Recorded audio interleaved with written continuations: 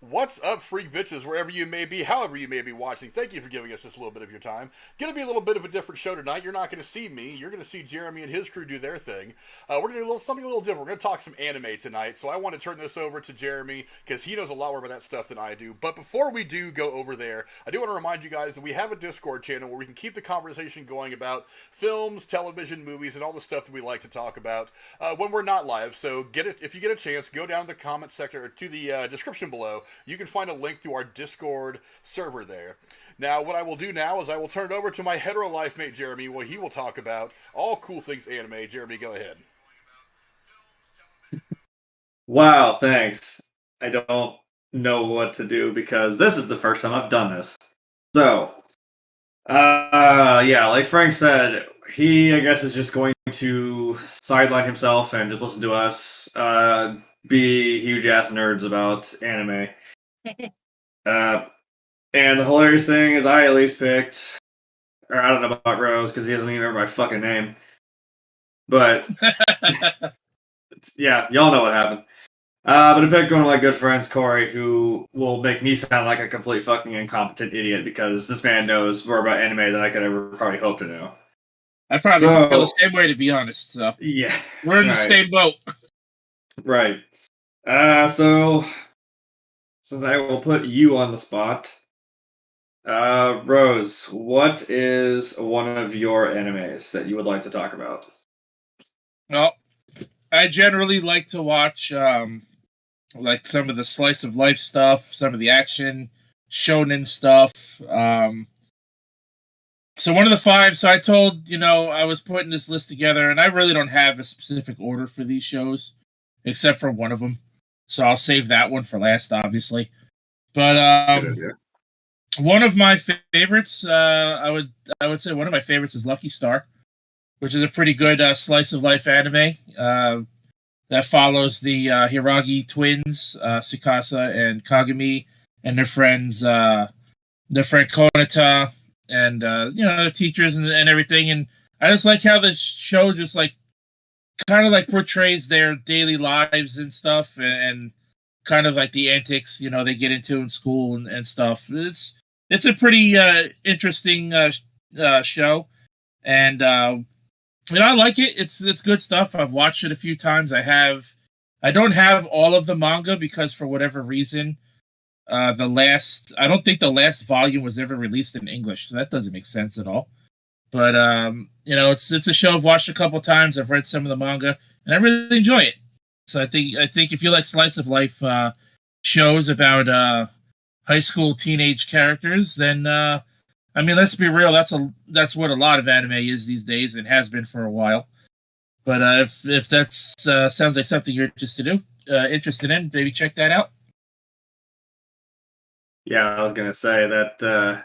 I'm trying to avoid spoilers as much as possible for anyone who may want to watch this stuff, who's maybe not watched it yet. So get their interest piqued. I've seen Lucky Star. Have you seen it, Corey? I was going to say I've seen it many, many times because I thoroughly enjoy it. I shouldn't ask you because I'm just like, no, he's seen it. He's probably seen everything. Yeah, that's what I'm saying. I'm like, so tell me what you think about it. I'm not going to ask you if you've seen it. Yeah. So what do you think then? Lucky Star is very, very funny. I feel like it's a show that a lot of people won't get some of the jokes in it because it makes fun of other animes a lot. Also with it just being as old as it is, like early 2000s. But anybody could pick it up. It's fun. The English dub's not horrible and ear grating, so even if you're not a true weeb, you can still watch it in English and not hate it. That's actually the way I watch all my anime, actually. I have my reason for why I do that, but fair enough. So are we going to get into the whole sub versus dub debate because that would be hilarious? I was trying to avoid that, but it sounds like we're already heading in that direction. I won't even debate it, but I just know some people are the sub elitist, but you do you.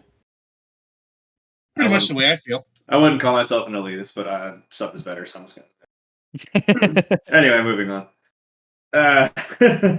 Sweet. I have not seen this, and this is going to be the running theme is Corey has seen everything and I have seen jack shit based in comparison. So I have actually not seen this one, but I mean I'm a sucker for early 2000s shit anyway. I mean, I'm not going to say no. So even though you said it was, hey, you like animes about like teenage high school girls? I'm like, yeah, well that's about 90% of them. So yeah, pretty much. what is it about this one specifically? That's what we're getting into. Cool. I think to me it's just more of like the characters and stuff. Like I've seen other slice of life anime, and I don't know, like the characters, they just don't seem as interesting, you know.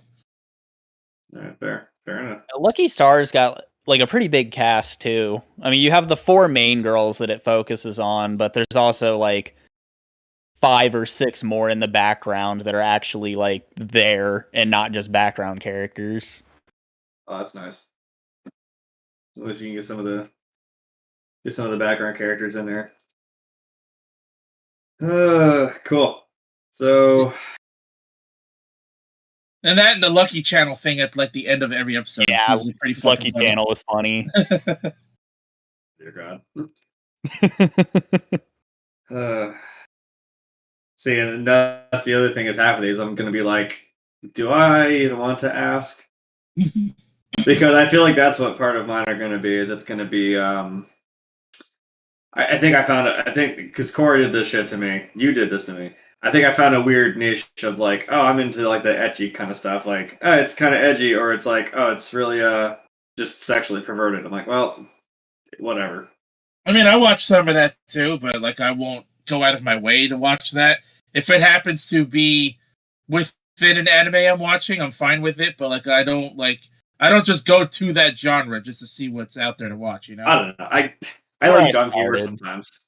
Yeah, I think that's where you put me into and I'm just like, wow, I'm never gonna get out of this. This lane. Like, teenage me started on like whatever was on Toonami at the time, and then I just started going deeper and deeper into that rabbit hole.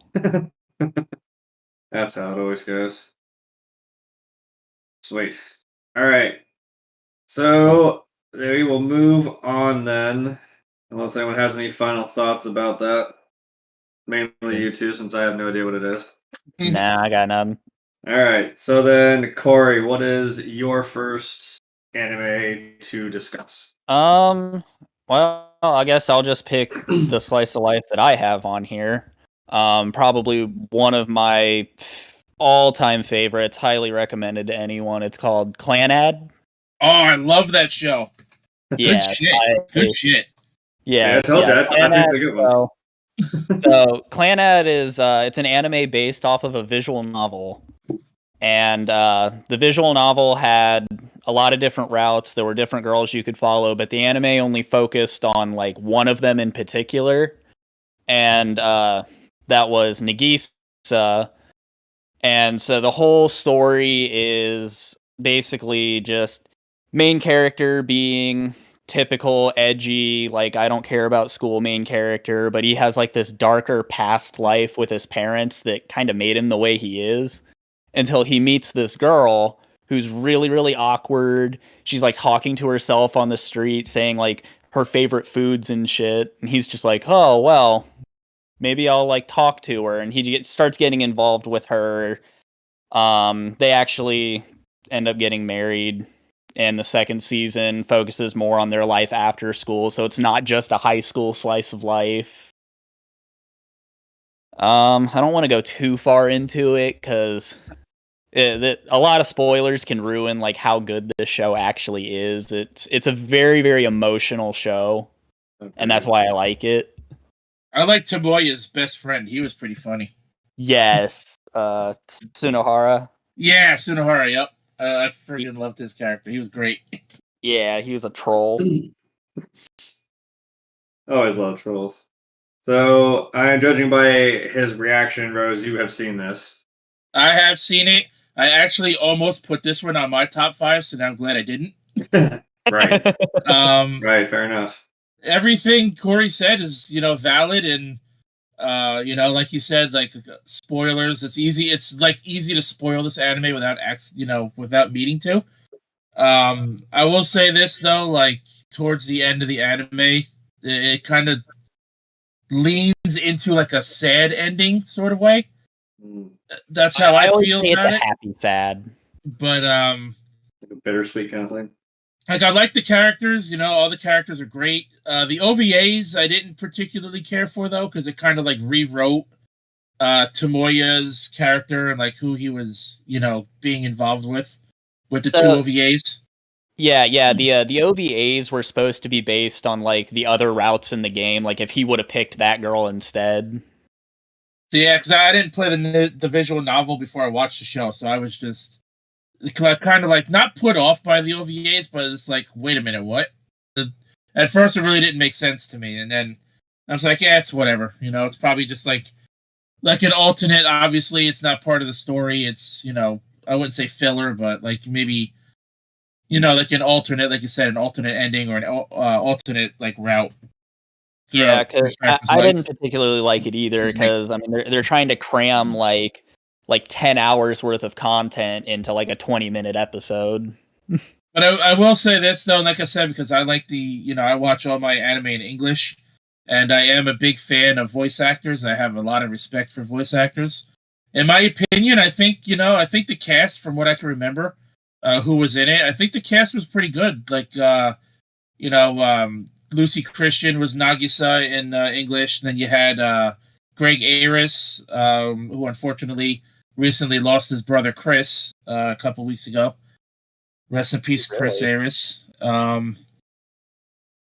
And you had David Matrenga was Tomoya. And I liked the voice cast. I thought it was pretty good. One of my favorite lines in the show, when Nagisa's parents found out she's pregnant. That's the only spoiler I'm going to give you guys. And in the English, they use this line when they confronted her about it, and she looks, at her parents, and she's like, "We had sex, and sex makes like babies." I'm like, holy shit! I'm like, talking about being blunt. That's probably the best. That's probably one of the best lines in the whole show. Then his dad's like, "Oh, they found it in a cabbage patch, or a stork brought it, right?" Yeah, that's how that works. Yeah, I've seen it in both English and Japanese, and the English has its moments of being way better. Yeah, see, I feel like this is going to be interlaced in this conversation of like, which is better, the English or the Japanese? Because I'm like, there are moments where one is better than in some particular instances than the other. In my opinion, it just comes down to the kind of humor, because a lot of times the sub won't portray like a joke the way we would understand it, because it's more of like a Japanese language joke. Fair. Whereas when it gets dubbed, they'll most likely put a joke that's more cultured towards us that we would understand. That's fair. I mean, but there's still shit when it's in Japanese. I'll still laugh my ass off at. Same. I don't know if it's just because of the way they translate it, or they're just like, here, this is kind of is what they said, and I'm like, what the fuck? People die when they are killed. Yes, that's very true. So that's. I'm trying to keep track of this now. Shit. That was a Clanad that you were talking about? Aha. I am an amazing host. Shut up. Okay, there we go. Sorry.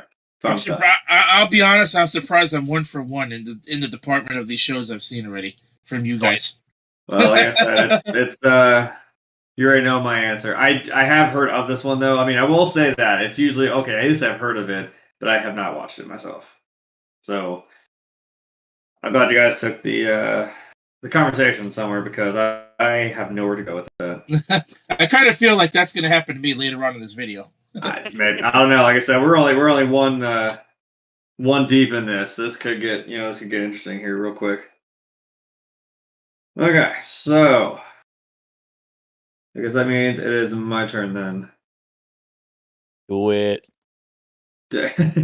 I will do it. Okay, so my first one, and I'm sure Koi will recognize these because these are all, well, not all of them, but most of mine are ones that he told me to watch.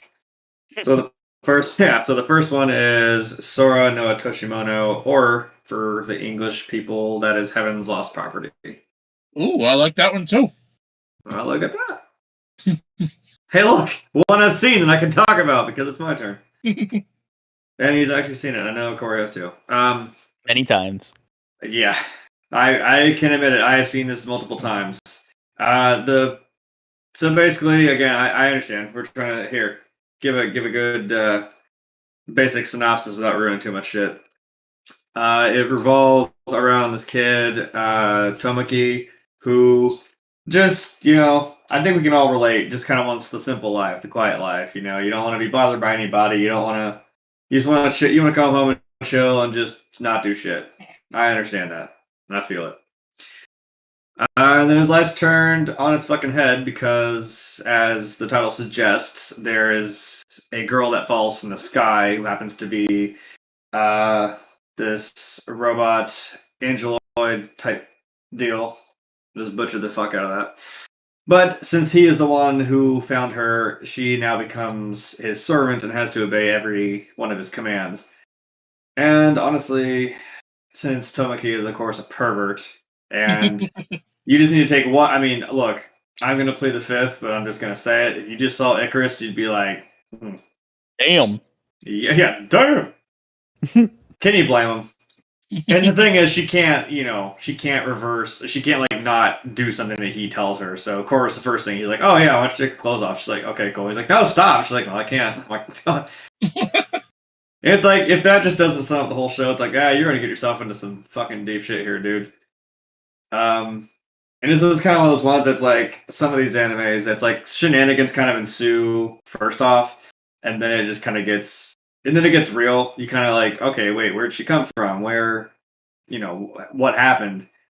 And they get into that, and I think, I don't remember if they get into it more in the second season.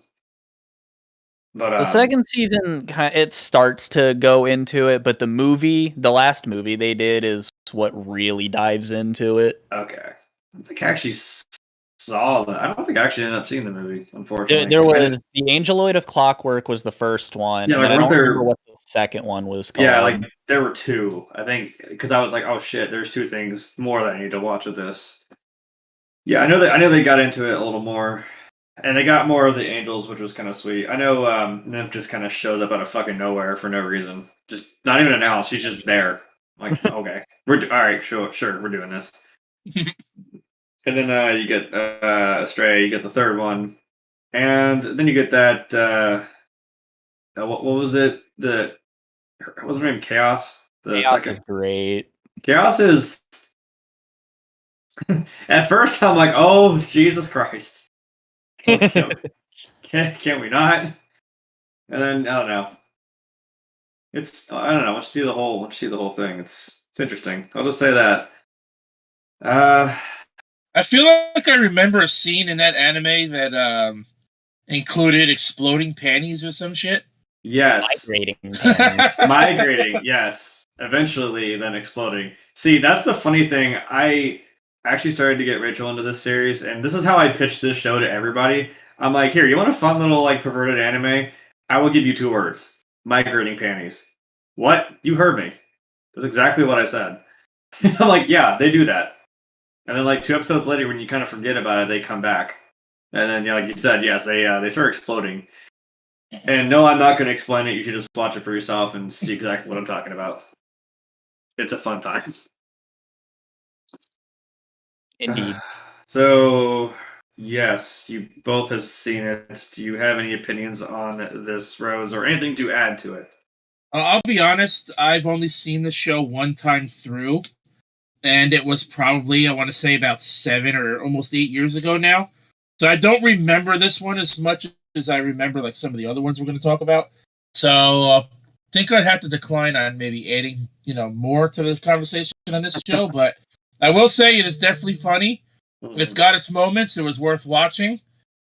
The movies were great. I did, watch both movies. I like the characters, for who they are. Again, I think the English cast isn't bad. I think they could have chosen different, a couple of different people, but Greg Ayres was in it again. Jamie Marchi was in that one, and a few others who I can't quite remember off the top of my head. But good show. I would certainly recommend it to people Again, it's more of like a slice of life kind of comedy and stuff like that. Good, I would say if you're into the slice of life genre and the comedy genre in anime, I would say definitely look it up. What about you, Corey? What you got? I mean, yeah, it falls into that like mid early 2000s ecchi slice of life. It's pretty much comparable to Rosario the Vampire, if anybody watching knows that one. It's just you're funny, humorous, sex perverted, whatever you want to call it. It's funny. It's not like it was one of my favorites because of that, but it's not something that I'd like tell people like, oh, this was revolutionary. Like you have to watch this show. Like if you're just looking for something fun to watch, definitely watch it. But don't go into it expecting it to be like this groundbreaking anime. I hate to shit on it like that because I did like it a lot. Yeah, you can't say, it doesn't still make you giggle every time you watch it. Yeah, like I most of the jokes are still stuck in my head just because of how funny they were, and like being prepubescent me watching it, just being like, oh, this is hot. Oh, this is funny. I'm really confused. Yeah, that's true. It does volleyball you back and forth on And like it also falls into that same like genre that Clanad was in, and a couple other things I'll talk about later, where it's just like it starts off really funny and then it just gets really serious. Yeah. But then it'll bounce between the two, and it's like, oh well, first I'm laughing and now I'm like, oh damn, this is like intense, and then I'll go right back to laughing. Yeah, because I think in the I think it's like I'm just even in the intro of like, because now I've seen it, like in the intro in the second series, that there's that little part like where you just see Nymph like swirling, and then like it's like the moment she gets her wings back. I'm like, yeah, that's about where my heart fucking broke and I cried. So yeah, I cried a couple times. I was like, yeah, no. If Icarus cried, I cried.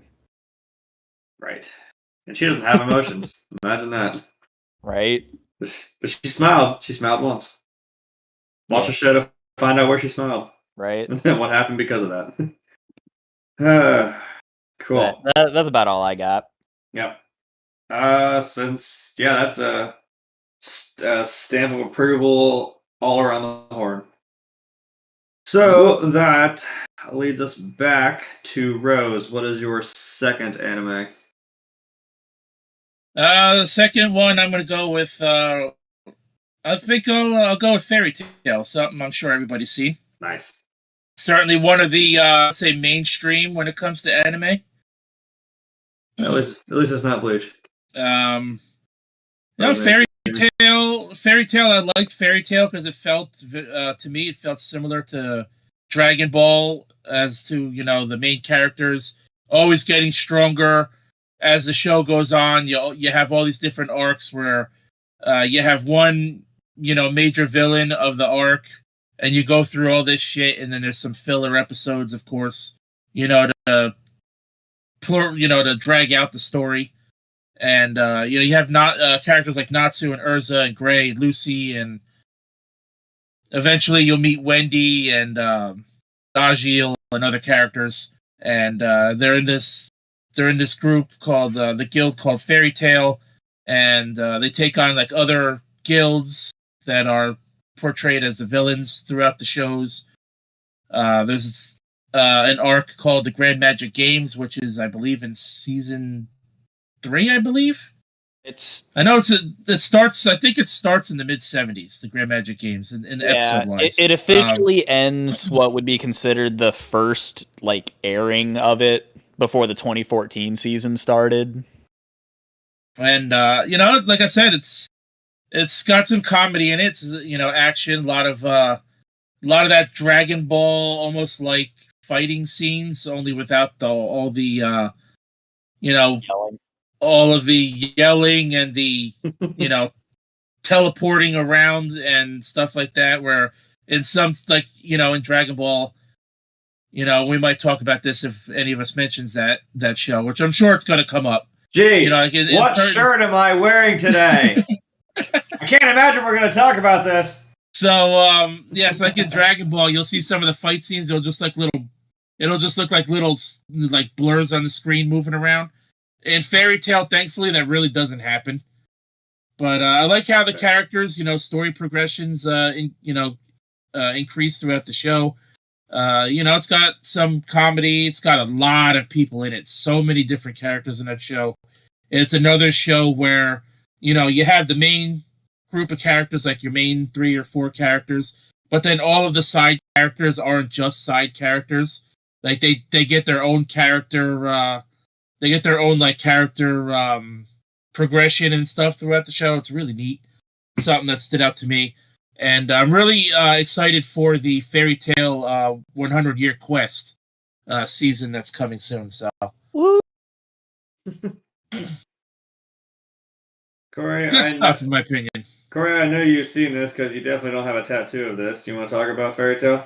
Yes, Fairy Tail is my all-time favorite shonen. Like, I fell in love with the series after watching it the first time, and regrettably, because of how busy I got in college, I haven't finished the last season, but I know what happens because I've read the manga so many times. But it's definitely on my to-do list, especially before 100 Years Quest comes out. I want to finish it.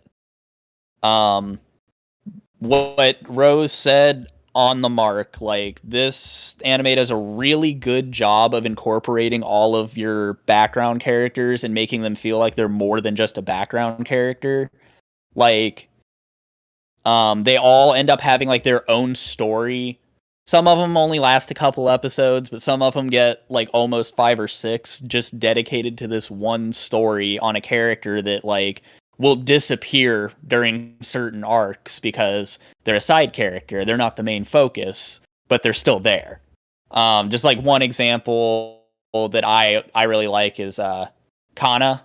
She's like the guild's drunk, essentially. Yep. But then she gets her own story where you find out like more about why she is the way she is, like who her parents are, like I don't want to go too much into it because of spoilers, but like they do a really good job of like making this half-naked drunk girl like an important character. But the fights are really good too, like he said. They're not as dragged out as Dragon Ball. I feel like they do a really good. Yeah, that's thank God. Yeah, some Dragon Ball fights just went way too long. Yeah, they do a really good job of keeping the fights down to like 2-3 episodes max. But there's also like Dragon Ball, it's just a lot of like visual, like beating the crap out of each other, and then just a lot of like dialogue that no one really cares about, in my opinion. But Fairy Tail, like the dialogue and fights is like, I mean, they say some inspirational shit. It's like super cheesy, but I like it. That's the tattoo that I got. It's just Fairy Tail's insignia, but it's one of Urza's quotes that I have under it. And it was during her arc, when she says, "You don't die for your friends, you live for them." And I was like, damn, that's heavy. that's some deep shit. I don't want to go into why she says that, because, I mean, like, her arc was so good, and her character build-up is really, really good. So I don't want to ruin that for anybody that hasn't seen it, but definitely recommend watching Fairy Tail. Don't be intimidated by how long it is, because it's not as long as One Piece, but you're still looking at 300 plus episodes. It's definitely not as long as Dragon Ball when you combine all 4 That's series. fair. Yeah. That's actually very fair. Yeah, like if you're an avid anime watcher, I'd say it'd take you about a couple weeks, maybe a month to get through all of it if you just like sat down and were watching it for hours a day. But I mean, if you're just casually watching, it'll take you a while to get caught up, but it's worth it. Yeah, that's probably what I mean. Surprised I actually haven't seen this, and that might be part of the reason why. Because I was like, damn, there's a lot here. But like, just from hanging out with you, Corey, and everything you told me about it, I was like, see, this does feel worth it. It doesn't. It probably may not even feel like it's that long. Like there's a lot that they really go into depth with. Like you said, you make a half naked drunk girl a fucking important character. I'm like, you know what? Hey, if you can do that, I'm sold. Anna's great. Like I ain't gonna be mad. Yeah, but at least it's not One Piece. I mean, that'd probably take you a year and a half to go through. I don't know. It's finally ending eventually. Yeah, it's ending at some point. Sure. I think they're predicting the manga is supposed to end like sometime next year. Yeah, so then what's that make that? That's good lord. Yeah. Yeah, there's plenty of that. There's entire pages or not maybe it's like pages.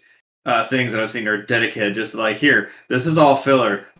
This is all important for One Piece. Here, these are the episodes you really need to watch. That's another thing with Fairy Tail that like made it stand out from other shonens is like there's not a whole lot of filler in it. You'll have about 10 to 15 episodes of like a main story arc, and then it'll only be like 2 episodes of a filler before they go into the setup for the next arc. That's nice. So it's not like Bleach where you're stuck in the Arrancar arc for like 2 years because every 5 episodes they put in 20 episodes of filler. So let me ask you this: is Fairy Tail Zero worth watching? Because I skipped. That's the only part of Fairy Tail I skipped. Yeah, if you want to know more about like how the guild got set up and everything, because it's all Mavis's story.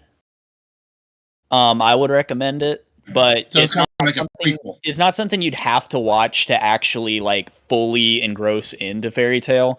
But if you're just like, I want to know more about Fairy Tail's origins because they like to beat around the bush, yeah, definitely watch Zero. Like I said, that's the only like I guess you call it like arc or mini arc, I guess, or prequel. That's the only one that I skipped. Like that, and I didn't watch the Dragon's Cry movie. Dragon's Cry was really good.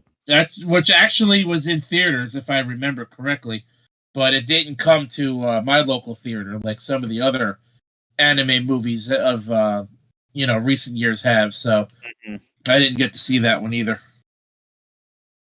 Yeah, I enjoyed Dragon's Cry and the Phoenix one. Never remember what it was actually called. Okay. Priestess.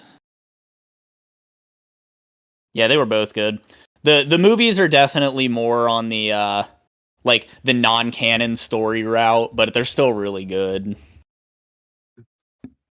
But I will say this, just to throw it in there. They did a company called Gust made a Fairy Tail JRPG video game for the PlayStation 4 and the Nintendo Switch, which I did buy.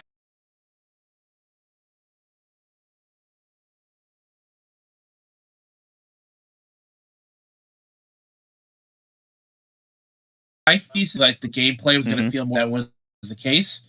In the games, the story starts off right before the Grand.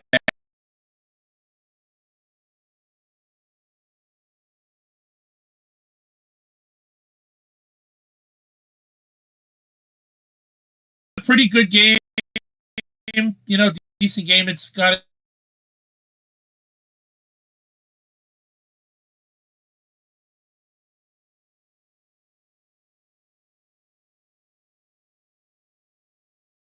made getting the PS4 version because it's got less problems than the Switch version has, and the frame rate is smoother than the Switch version. But if you like the Fairy Tail anime, maybe give the game a shot. Yeah, I enjoyed the game. I expected more out of it when I heard like they were doing the Grand Magic Games. I'm like, oh, they're doing everything like up to it, and I was like, oh, that's where they started. Yeah, I wish like if they make another one, like I highly doubt that's going to happen.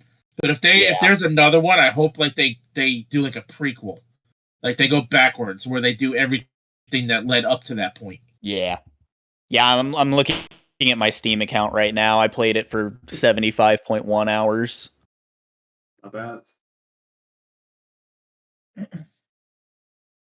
Okay, so that was That was Rose, right? Yes, sir. Yeah, because I am a great host and I pay attention. So, yeah, I think that was all I had to say about it. I know it's a lot, so I had to like dedicate some time to it, but I do know that it would be worth it. So, just take my word for it. I will eventually get into that one. So that means, Corey, what is your second anime? Well, I don't have any shonens on here, so I will just pick a random one. Stoa Dark, what you got? I'll go with Violet Evergarden. Very nice. Well, I can certainly say that's one I haven't seen, nor have I ever heard of it, actually. Aha. All right, then you're in for a treat. Right. Because this anime made me cry more than Angel Beats did. Which is actually one of mine. That shit is sad. So Violet Evergarden follows the story of she's a war orphan. She was found by I think he was a lieutenant. I don't know. He was an officer in the military of whatever this world takes place in. She had lost both of her arms, essentially, like during this war. And,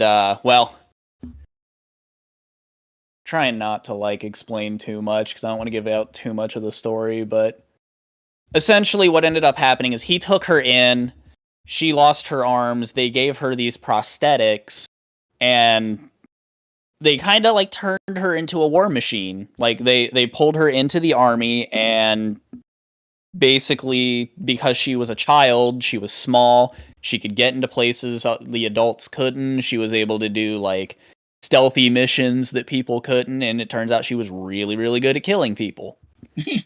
Well, Yeah, as you do. Well, because of that situation that put her in, it kind of like emotionally detached her from the world. She wasn't close to anybody except for the lieutenant that found her, because he was the only one that treated her like a person. And so later in the like build up to this story, he disappears, he's dead, we don't know, but she's by herself now. And she grows up and she finds out about these people called, I think they're called letters or something like that. It's been a while since I've seen this. But essentially they're people that type letters for family members and send them out to, anybody. They could be people in the military, people on the other side of the world. It's just, if you're bad at like portraying your thoughts out, you could hire one of these writers to do it for you. And so she wanted to become one, and she wasn't very successful because she was very emotionally detached. For anybody that's seen Heaven's Lost Property, she's a lot like Icarus. She just kind of very, very monotoned and not all the way emotionally there. She doesn't react to things very vibrantly. And the anime basically builds upon that story of like, as she's writing these letters for people, she's starting to grow closer to people, she's starting to build a personality. It was an anime that a lot of people dropped because the first 3 episodes were really stale. She was a very unlikable character. But then after that 3rd episode, you see that character development. She starts growing on you, she starts developing feelings, and oh, it's so good. But it's definitely a very, very emotional anime. There's not a whole lot of action in it. It's very, very heart-wrenching. Some of the situations she gets put into, like, just a minor spoiler. One of the people she has to write a story for is a mom who's about to die, and she's writing letters for her kid's birthday every birthday for the next 50 years. Jesus. Yeah. Yeah. And it hits really, really hard. Like, I can't watch that episode without crying at all. It's really, really good. They do a really good job of like making you feel for this character and the stuff that she's going through to try to like learn her own humanity. Thanks. Sweet Jesus. Yeah. So, Rose, you have not seen this? No, I have not. I have not either. And he has told me about this, and I think that is part of the reason that worries me, because I'm like, cool, I don't know if I want to cry that much. I don't know if I want to do that. It does sound pretty badass, and it's like it's reeling. It sounds like it's like you get so desensitized to all this shit for what she's been put through, and then it's like in doing that, it's like it kind of brings her back, and then it's like, hey, but all of us watching have emotions, and then you're just gonna rip them out and stomp them on the sidewalk and just leave them there, and not have the courtesy to pick them back up. Like, so it's a considered a Netflix original anime, so it is on Netflix. And I'm looking at all the tags for it, and the top 3 tags are heartfelt, emotional, feel good. Mm. All right. When it comes to crying, I don't think I'd have to worry about that, because I don't even cry at funerals, man. And that may sound messed up to say. I mean, I've come close to crying at funerals, but I just don't. So I don't know. I don't think I would have an issue with that if I were to watch it.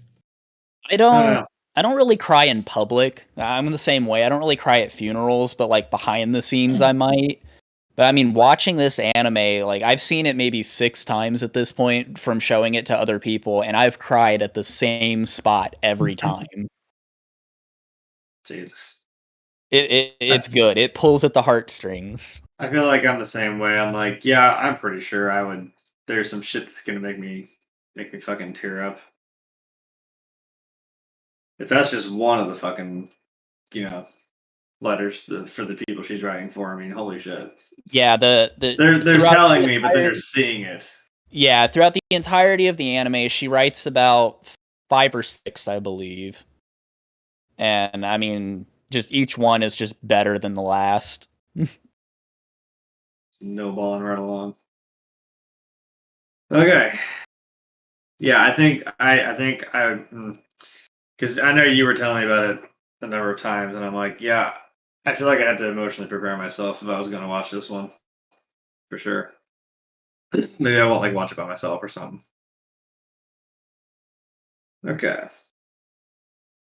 So at least we know where that's at. I don't know if I was going to mention hey, so where can we find this? I'm like, well, I'm pretty sure it's all on the usuals, or on Netflix. So. Okay, does that mean now this is my turn again? Yes, sir. Sweet. Okay, so we did. Yeah, okay. So my next one, which we did mention briefly a second ago, is Angel Beats. You're welcome. Yes, thank you. Again, guess who got me into that one? I'll give you 2 guesses. And I will admit, I whatever the thumbnail that Frank chose for that, I'm like, it kind of looked like Iwasawa, but with long hair, playing the guitar, but had a pair of Beats by Dre on. I'm like, that is hilarious if that's what that was supposed to be. That's actually hilarious. I'll be honest, I did see some of Angel Beats, but it was quite a long time ago. I haven't watched it all the way through. I don't know why. I watched maybe the first. Oh man! I would say the first 5 or 6 episodes. I just never went back to finish it. See, this is okay. So let me get into it. For anyone who doesn't know, Angel Beats, there's only 1 season, which is why most of the reason why I cried, because there's only 1. That's just sad as fuck. It's set in. There's a weird limbo that's in the, I guess, form, I could say, of a high school. It's an afterlife for all these people that have died in the real world, and this is kind of where they're stuck. Now, there are other... It's kind of video gamey, because some of the other students are just considered NPCs. They're not quite... I don't know. I guess they kind of really are background characters. It's not, But there's your central group of important characters, and the main guy, it's kind of like a classic. Okay, he wakes up and then has no idea where he's at or how he got there, or what even happened. So he has amnesia, waking up in the afterlife, which he doesn't even know about. And he meets this girl who asks him to join her afterlife Battlefront organization, in which they're fighting against the enemy known as Angel, who happens to be the student council president and has supernatural powers, because I think within 5 seconds of meeting her, she formed a blade with her hand and stabbed him in the fucking stomach. So that was pretty cool. I mean, because, that's when you kind of find out, oh, this is an afterlife thing. Like, oh, he can't die. Like, I'm sure it hurt like a son of a bitch, but he can't die. So, he wakes up in the hospital like, what the hell? Just kind of like, well, he said stab you, so I did. And a side thing, I mentioned Iwasawa. I'm not going to lie, before we got on here, I was listening to some Girls Dead Monster. If you want to hear a song that slaps hard as shit, just listen to Crow Song, because that's like in the first episode. It's a bop. And then if you want to fucking cry your eyes out, you can listen to, was it My Song by her? Yeah, My Song is really good. Yeah. Iban no Takara Mono is one of Yui's songs. That one's really good. Yeah. So that's why I would say watch it all the way through, because I'm like, the shit that gets real sad is finding out what had happened to some of these characters, why they died, because some of it's some sad shit, especially the main character. Like, that's the whole, because he doesn't remember how he got there, but then he remembers how he died, and there is I won't spoil it, but there is a connection he has with someone else. Excuse me, who's in that limbo, and it just, like, I can't really, just without giving away the ending, I'm like, the ending is what makes it really sad. Yes, it does. If I go back to watch it, obviously I'd start back from the beginning, because, like I said, the bit I've watched, it was probably about 10 years ago. Yeah, I'd say give it a fresh watch. I'm gonna have to do that the same, because I haven't seen it probably. It may have actually been about that amount of time, actually. Weirdly enough, I don't think I've seen it in a good number of years. I just forced one of my coworkers to watch it a few months ago, so it's fresh in my mind. Like, I remember what happened, because when I was watching, I'd watched it a few times, because I would introduce other people to it as well. So, yeah, I think I already forgot her damn name. Shit. Who is the girl that she has the same line? She just keeps saying, like, this is so stupid. Sheena? This is stupid. Sheena. Sheena is my fucking favorite. And that's only the reason why, because she just stands there with her arms folded and just says, this is stupid. You think she's like the hard-ass one, but I'm like, yeah, she has a weakness. That's just cute things. That's how you die when you try to jump into a river to save a cat that's not even real. Sucks to suck. So, Rose has not seen all of it. Corey, I know you've seen it. Yes. I thought about putting Angel Beats on here, but since I knew you were going to be making your own list as well, I figured you'd put it on there, so I skipped over it. But fair. It is definitely one of my favorites. I will admit the writing for it is kind of shoddy towards the end. It kind of feels like they pulled a Trigger Studios and just kind of made up something for the ending. It just seemed kind of rushed. Yeah, so for anybody that doesn't know who Trigger Studios is, they did Kill la Kill, Gurren Lagann, and whatever the hell the name of the anime that 02 is in. Why is it escaping me? Why is my internet being crappy? Anyway, regardless, they're very infamous for writing a very, very good first half of an anime, and then just immediately, like, 180ing the story, and suddenly nothing makes sense anymore. Like, Gurren Lagann was, like, really, really, really good, and then all of a sudden it's like, boom, aliens. And it's like, but how did this tie into the story at all? It's aliens, man. You have to explain it. But for anybody that does actually, like, want to watch it, it sounds interesting. go ahead and watch it, and then delve into the manga if you enjoy reading, because Angel Beats was actually one of those rare animes that was made without source material. So the manga was written after the anime was made, and the manga is a prequel. It's how the characters end up in the limbo one by one, and how they meet each other and actually form the group that they are when the anime starts. See, that'd be nice, because I was wondering, because they only explain, three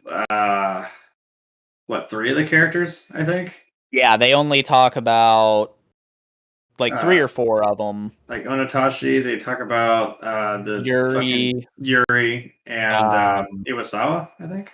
They talk about Iwasawa. They talk about Yui. They talk about the student council guy whose name escapes me at the moment. Oh, the one with the black hat. Yeah. Yeah. They talk about them, but that's really about it. And I mean, the full cast is about like 12 characters, so I mean, they're only hitting about half of them. So and that's what upset me, because I was like, really, I mean, some of them, like I said, some of them was some horrifying fucking shit happened to them. Yeah, I mean, like especially Yuri. That's I'm like, Yui's story hits me really hard, because I mean, she couldn't do anything about that situation. Yeah, like I don't want to ruin that for anybody. Yeah, no.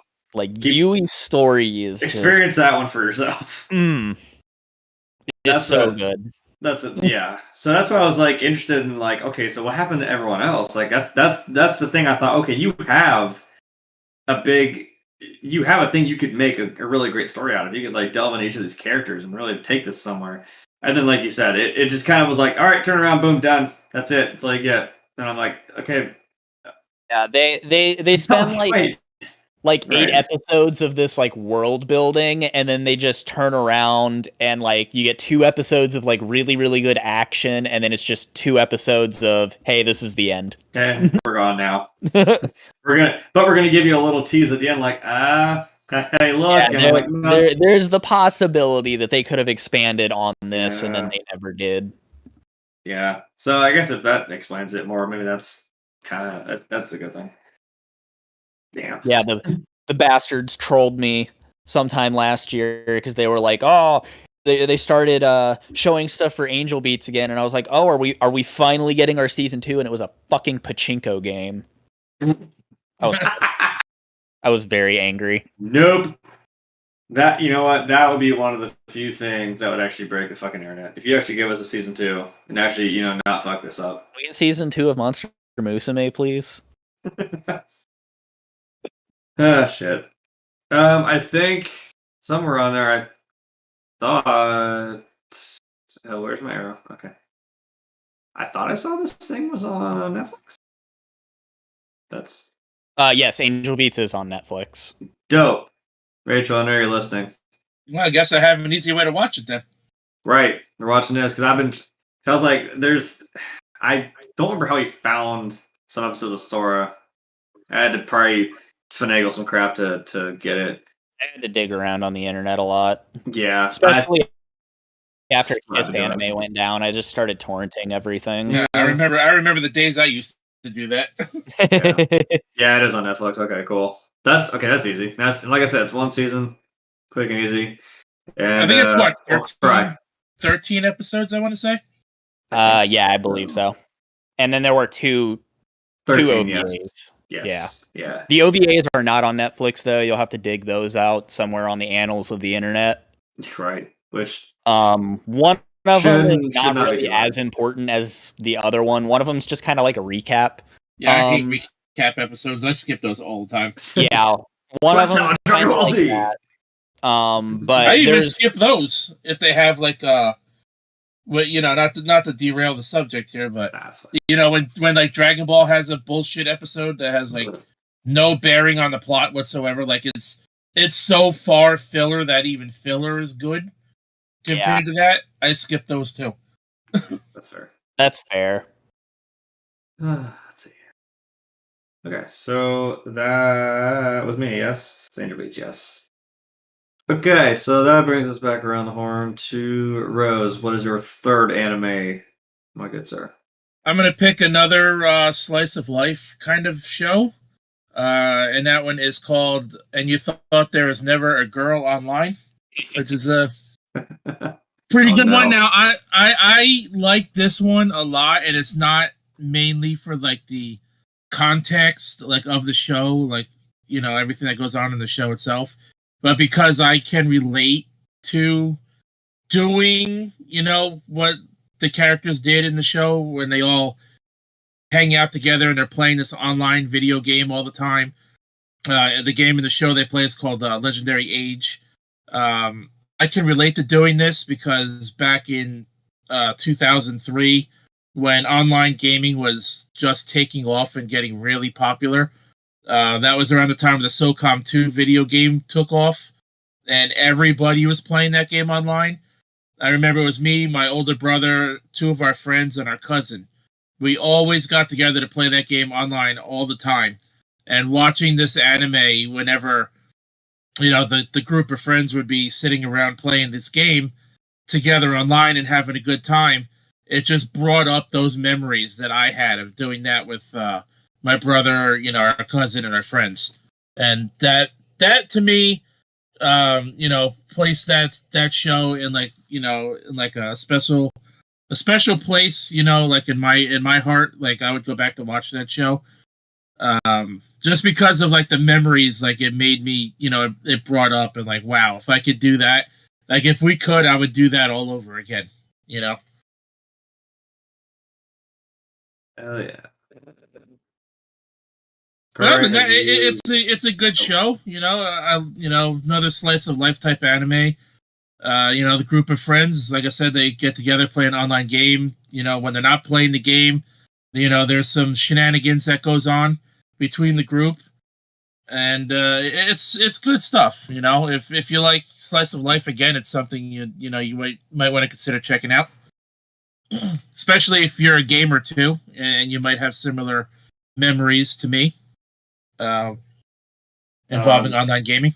No, I'm totally not a gamer. Who do you think you're talking to? Why would we ever be gamers? Yeah, all three of us. No, totally not. Cora, have you seen this one? Yes, I have. Well, that's a shock. Wait, so what? I know. I mean, He's gonna surprise me one day. I had to when I read the like synopsis for it. It's That's so funny. So just the title. Not To really me, I'm like, spoiler, cause it's not really a spoiler because it's in the synopsis. Like, if this doesn't make you want to watch it, I don't know what will. give But it to me. the whole way it starts is main character proposing to this girl in an online game, and then it turns out that they're classmates. Awkward. So yeah, Oof. let that mold over.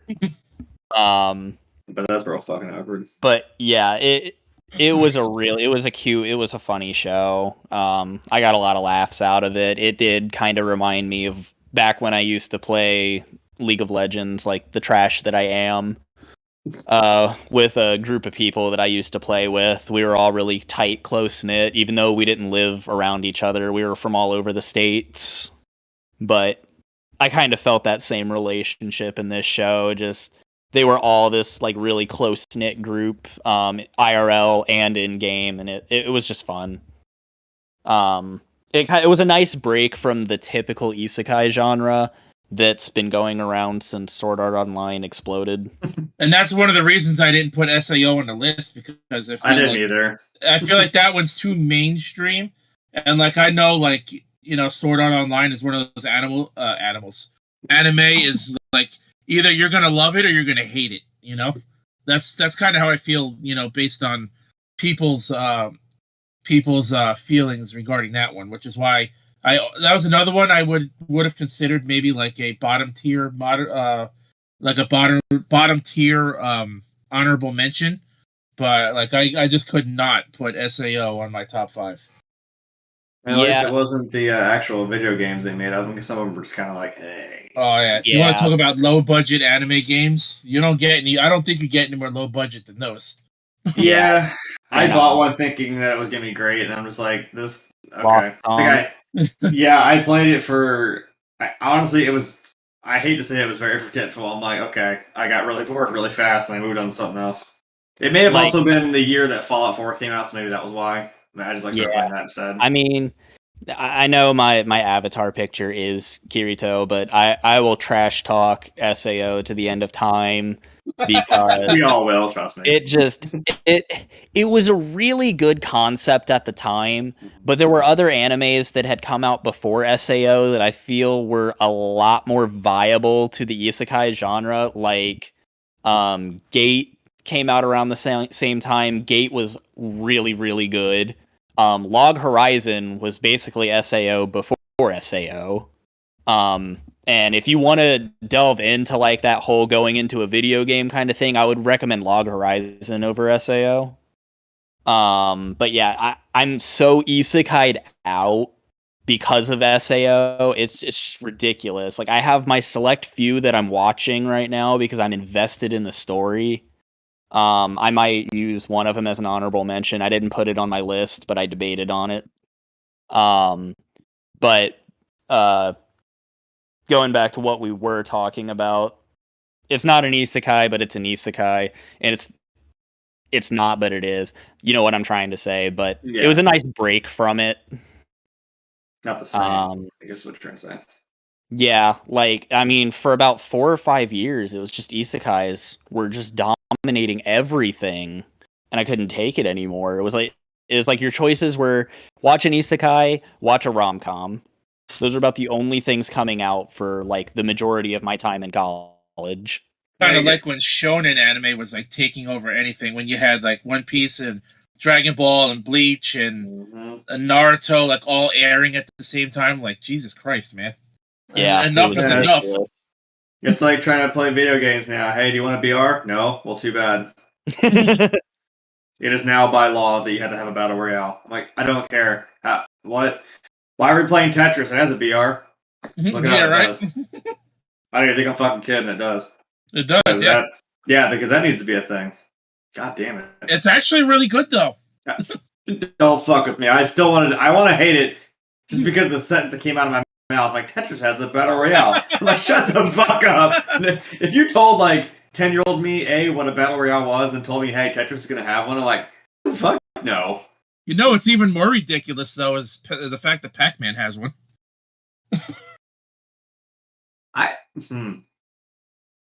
Well, I don't know. That one could make more sense. I mean, I'm just thinking, I'm like, how the fuck are we putting blocks together and it's a battle? I don't know. Maybe Pac-Man fucking parachutes in on the ghost town and fucking... I don't know. No, you literally just play the Pac-Man game from the 80s. You eat dots and that's it. I mean, I can just do that. I know the pattern. Yeah, I'm definitely not a... That's about all I have to contribute to what we were talking about, though. I have Dick all to contribute to that, but I will say, I mean, yes, I appreciate the whole, being a gamer. Like, I haven't played ESO in quite some time, but I will say there is a group that I'm still involved with to a degree. That's, if anyone ever hears that jingling on my fucking chest, that's what that is. I have a dog tag because it's a gamer tag. Haha, because I'm funny. But it's my gamer tag. But I'm like, I've been in this gaming crew since like 2013, 2014. Like, and it's being in the game and then there's being out of the game. Like, we're all pretty close outside of the game. The whole group on Facebook that we have, there's the chat's always going on PlayStation. I only live like 2 hours away from the clan leader, so I mean, like, I hang out with him every once in a while. I'm feeling frisky and wanting to go to Indiana for any other reason, because I don't, yeah. So I always appreciate that shit. Okay, I believe that means it's Corey's turn. Yes. Yeah. Good. What is your third? I'm gonna break away from all the happiness that we've been talking about, and I'm gonna delve into a psychological anime. It's been around since, oh my god, like 2007 maybe. Oof. It's called Higurashi no Naku Koroni. The English name is When They Cry I or When knew it. Potatoes Cry. I've heard of it, but I've never watched it just because of like how weird it is. Yes. So Tell us how weird it is. this is it's another anime that was based off of a series of visual novels. Which is why the story is as weird as it is. It's not for the faint of heart. I will not recommend this to anybody that is squeamish, does not deal with a lot of blood, does not deal with minors dying. A lot of well, actually 95% of the characters are under the age of 16. And there is a lot of violence that revolves around this show. So essentially, what the main story is Rika, one of the main characters. She's trapped in this 2-week time loop. She has relived the same 2 weeks of her life for like 100 years now. Jesus. And at the end of this 2-week cycle, she always dies, and that's what resets the cycle. And so the whole first season is about her trying to find a way to break this cycle, because she's the only one who can remember it. Nobody else has any memories of the 2-week cycle, except for maybe like they'll have like a deja vu moment, like they feel like something like this had happened, but they aren't sure. And so the main premise of this 2-week cycle is they're in this like village town out in the boonies where they worship a god that apparently does not like you leaving the village. Like if you were born in the village or you move into the village, you do not leave the village. If you leave the village, you develop what's called Hinemezawa syndrome, and it basically just makes you go crazy and violent, you kill people, and then you end up killing yourself. And so a lot of the story is revolved around trying to find out what's causing this and why this 2-week cycle keeps repeating in Rika's life, but nobody can like remember it. It's very weird, very strange, but it's very violent. Like I said before, I wouldn't recommend this if you're turned off by that kind of stuff. It's definitely not for everybody, but I thoroughly enjoyed the psychological aspect of it, because you have 5 episodes that keep repeating, but something different, something new will happen that changes the story entirely. Like the first story follows Keiichi and like his descent into madness, and then when the cycle repeats itself on episode 6, we're following I think it's Rena, or maybe Mion is the second one, and like we're following like her descent into madness, and it suddenly the focus keeps shifting and we're seeing different parts of the same story but also a different story. It's really weird. Time travel is way over my head in this one. But it's a very, very good psychological anime if you're into that kind of stuff. It really makes you think. They do not help you along at all. The story doesn't actually get resolved until the end of the second season, which is like 46 episodes in. And it's like, so you're watching this repeated cycle a lot and just slowly getting new information. It is really cool. I liked it. It's like Clue, but not. That repeating cycle you mentioned kind of reminds me of the Endless Eight from the Haruhi That's anime. what I was about to say. Yeah, it's exactly like that. I wanted to watch Haruhi a few times, and every time I mentioned to people, that I was going to watch it, they would always tell me not to bother, and then they'd always bring up the Endless Eight, like, the Endless Eight. The Endless Eight, don't watch it, like... At least the anime dumbed it down to like 4 episodes instead of 8 chapters like the manga did. But yeah, like, because that's one of my favorite quotes from that, is every time he would ask what's her face, like, oh, well, how many times have we repeated this, and like the number started in the thousands and then it was like in the millions. Woo! So Rose, you have seen this one, yes? I've heard of it, but I haven't seen it. I know, like, I do know a lot of people that have seen it said it's really good.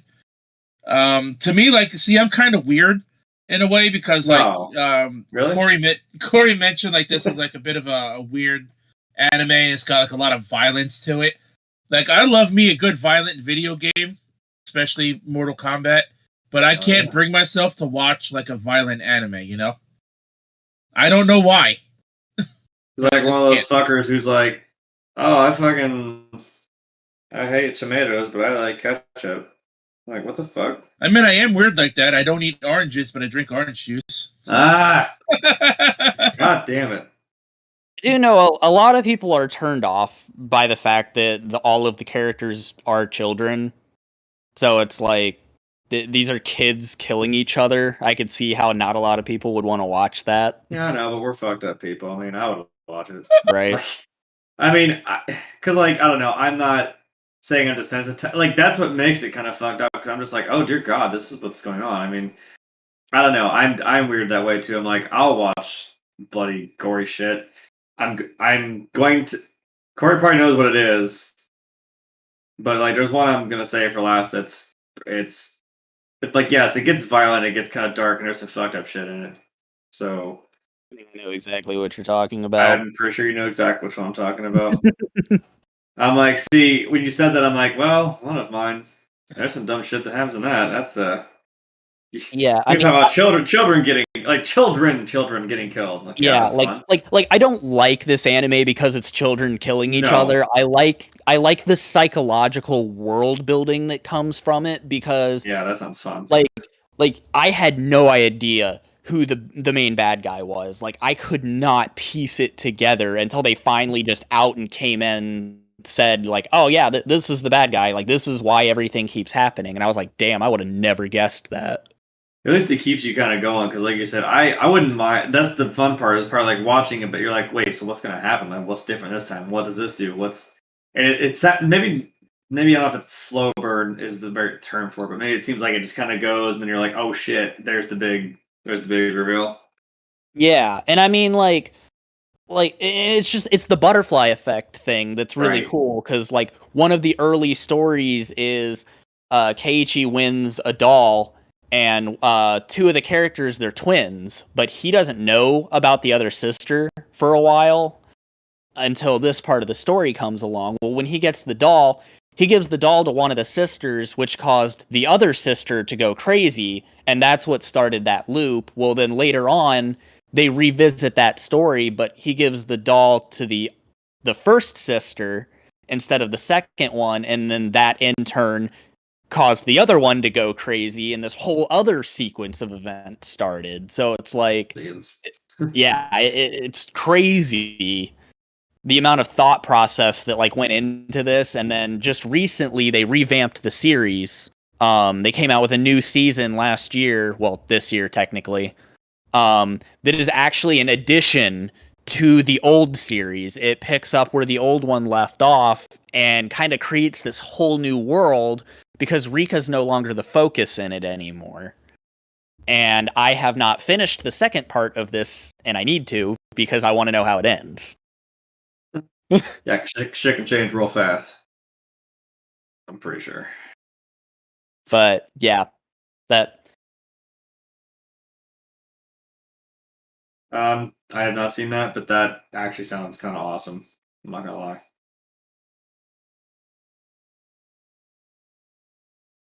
Okay. Now we're on me again. Yep. Cool. All right. Well, let's take a slight detour from children killing each other to some animated animal fights. I'm gonna go with Pokemon because I'm going to go mainstream. Because fuck you, it's my show right now. See how quickly I went into that role? I mean, who hasn't seen Pokemon at some point in their lifetime, right? Well, yeah, or at least like, you definitely know about it, you've heard about it, you fucking know what Pokemon Go is, you've already played it. I mean, so I mean, I mean, I don't know if I really have to explain it, but this is, I think, hear me out. Like, the reason why I picked this is because, like, the next two actually is because I picked them because they were. It's like we were talking about like nostalgia. I'm like, this is shit that I watched like when I was little, and like grew up. Like I grew up with Pokemon because it aired in like the late '90s. Yeah. 98.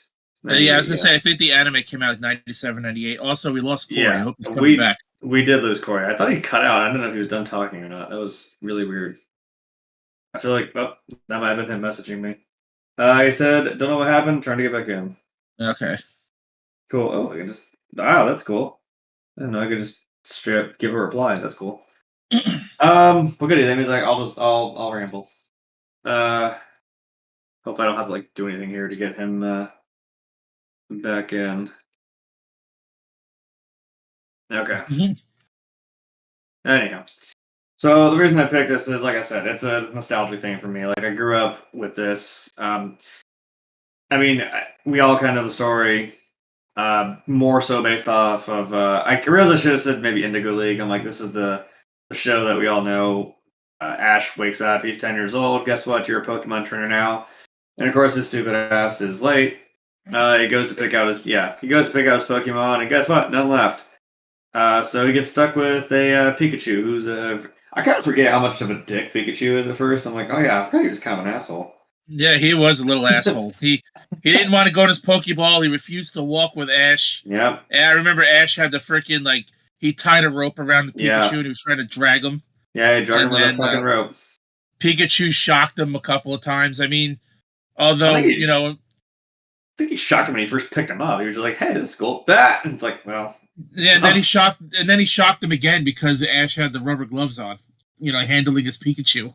Yeah. And I gotta say though, there was a good little bit of redemption to the Pikachu character towards the end of that episode, though, when he got hurt fighting all the Spearows and shit, and Ash was like, "I gotta get you help," and he was so desperate to get his Pikachu to the Pokemon Center, and he didn't know where Pokemon Center was and all this other shit. And then we meet Misty because Pikachu fried her bike, which I thought was pretty funny. Yeah. Well, I mean, Ash kind of borrowed the bike in a sense. He kind of just stole it from her, so Just come back to. We're talking about Pokemon. Oh, okay. Yeah. My internet just crapped out, so I'm resetting the router. Okay. Wait, are you good? I don't know if you heard his pick, Corey, but number 3 for him was Pokemon, which is why we're talking about it. Yeah. Okay, that makes sense then. Yeah, Pokemon. So like you said, there's a big redemption with him. Ash tries to protect Pikachu, and he realizes, oh yeah, this guy ain't so bad. So yeah, he just goes. He uses one of the electric attacks to drive the Sparrow away, and it ends up injuring Pikachu as well. So now they're both kind of. I know you does see that. They do see that glimpse of the legendary bird up in the sky. Yeah, flying over the rainbow. Yep. I remember when I first got into Pokemon. It was September 16th, 1998. It was the first time I seen the anime. It was the first time I got my first Pokemon cards, and I remember this day quite fondly because New Jersey was actually getting slammed with Hurricane Floyd that day, and we had driven through the hurricane from where I lived at the time to my cousin's house, which was maybe about a half an hour drive away. And when we got to the house there, they had Pokemon on the TV, and I remember it was the Volcano Badge fight, the first part of it, where Ash is fighting Blaine, and he faces the I think it was it Rhydon? I forgot what Blaine's other Pokemon was. I know he saved Magmar for last. I think it was a Rhydon. Yeah, I think so. I remember it was Rhydon. Magmar was last. I don't remember. Did he use a Ninetales in that episode? I don't remember. That's when I first saw the anime, and while I was sitting there watching the show, my cousins they went through their stack of Pokemon cards and they literally gave me all of their doubles. So that's how I got my first handful of cards, and that's when I first saw the show. So I'm like, hey, this is cool. Yeah, that's what. Like I said, I grew up. Disappear again for a second. Okay. Oh, so I'm door thing there. All right. Well, I guess. Oh, hello. Never mind. I won't talk about it. Sorry, when it comes to these nostalgic shows, like I could have easily done that, but to me it would have felt like a cop out. Like I could have easily put Pokemon, Yu-Gi-Oh, and Sailor Moon and stuff on the list, but I figured those are so old that it would have been too easy. Well, yeah, no, I kind of feel like I copped out with this one and the next one, but the reason why I didn't put Yu-Gi-Oh on it because I'm like, okay, I can't have 2 card game animes on here, so. Also, of which something that I did get into as a kid, so that I had cards for and I actually played with my friends. That was the fun part. It's kind of like you felt like you were a part of it because like, hey, we can play the card game too, and it was a big fucking deal in the late '90s, early 2000s. You were fucking you were on top of the goddamn world. You had it by the balls if you had a fucking holographic or fucking shiny Charizard.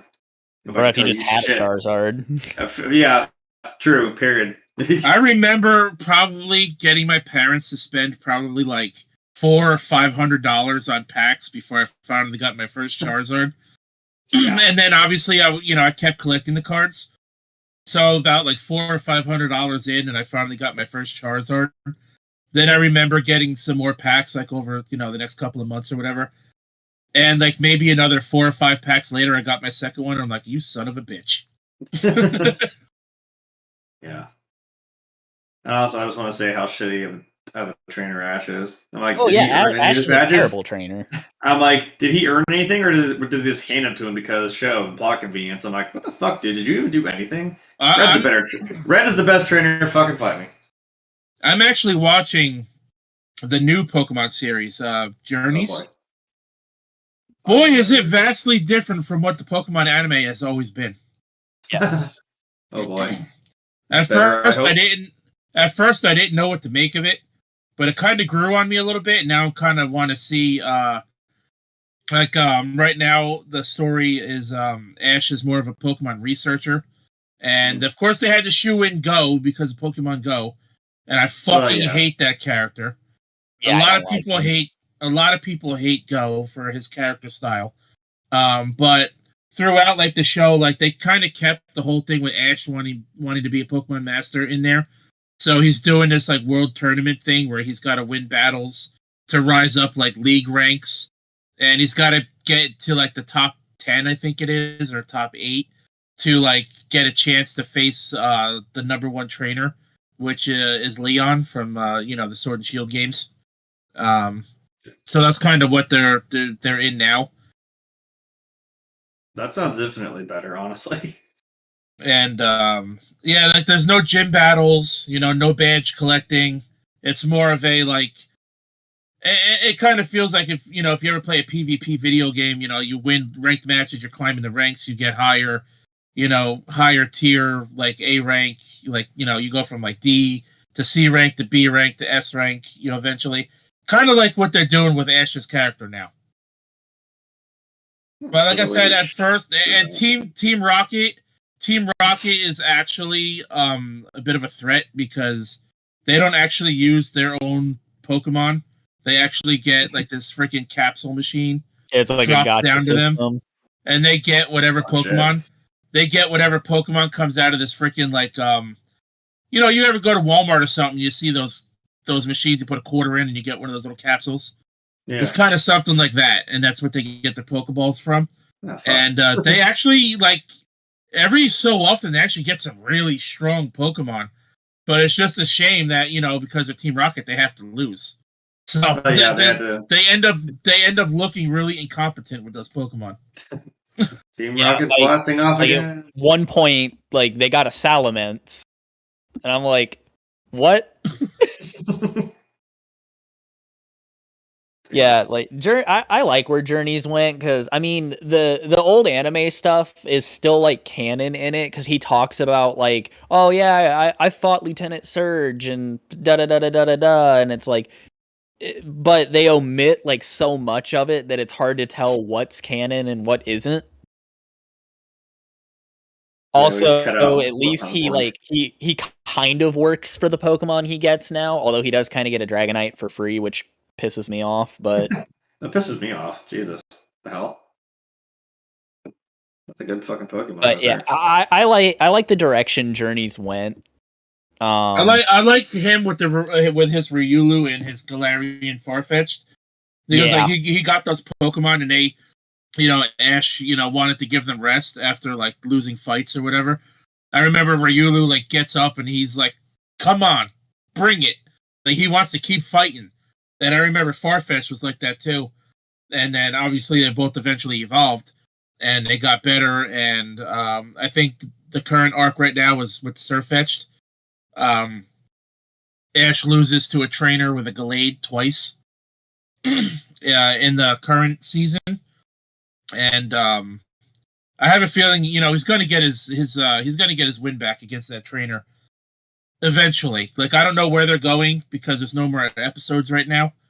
The latest set of episodes they put out was in the middle of September, and there hasn't been any episodes since. So I don't know where they're going to go next, but I'm looking forward to see how they, how much longer they're going to drag out Pokemon Journeys and how they're going to end it. Which, I'm curious to see if Ash actually does beat Leon or if he's going to lose like he's always done in the past.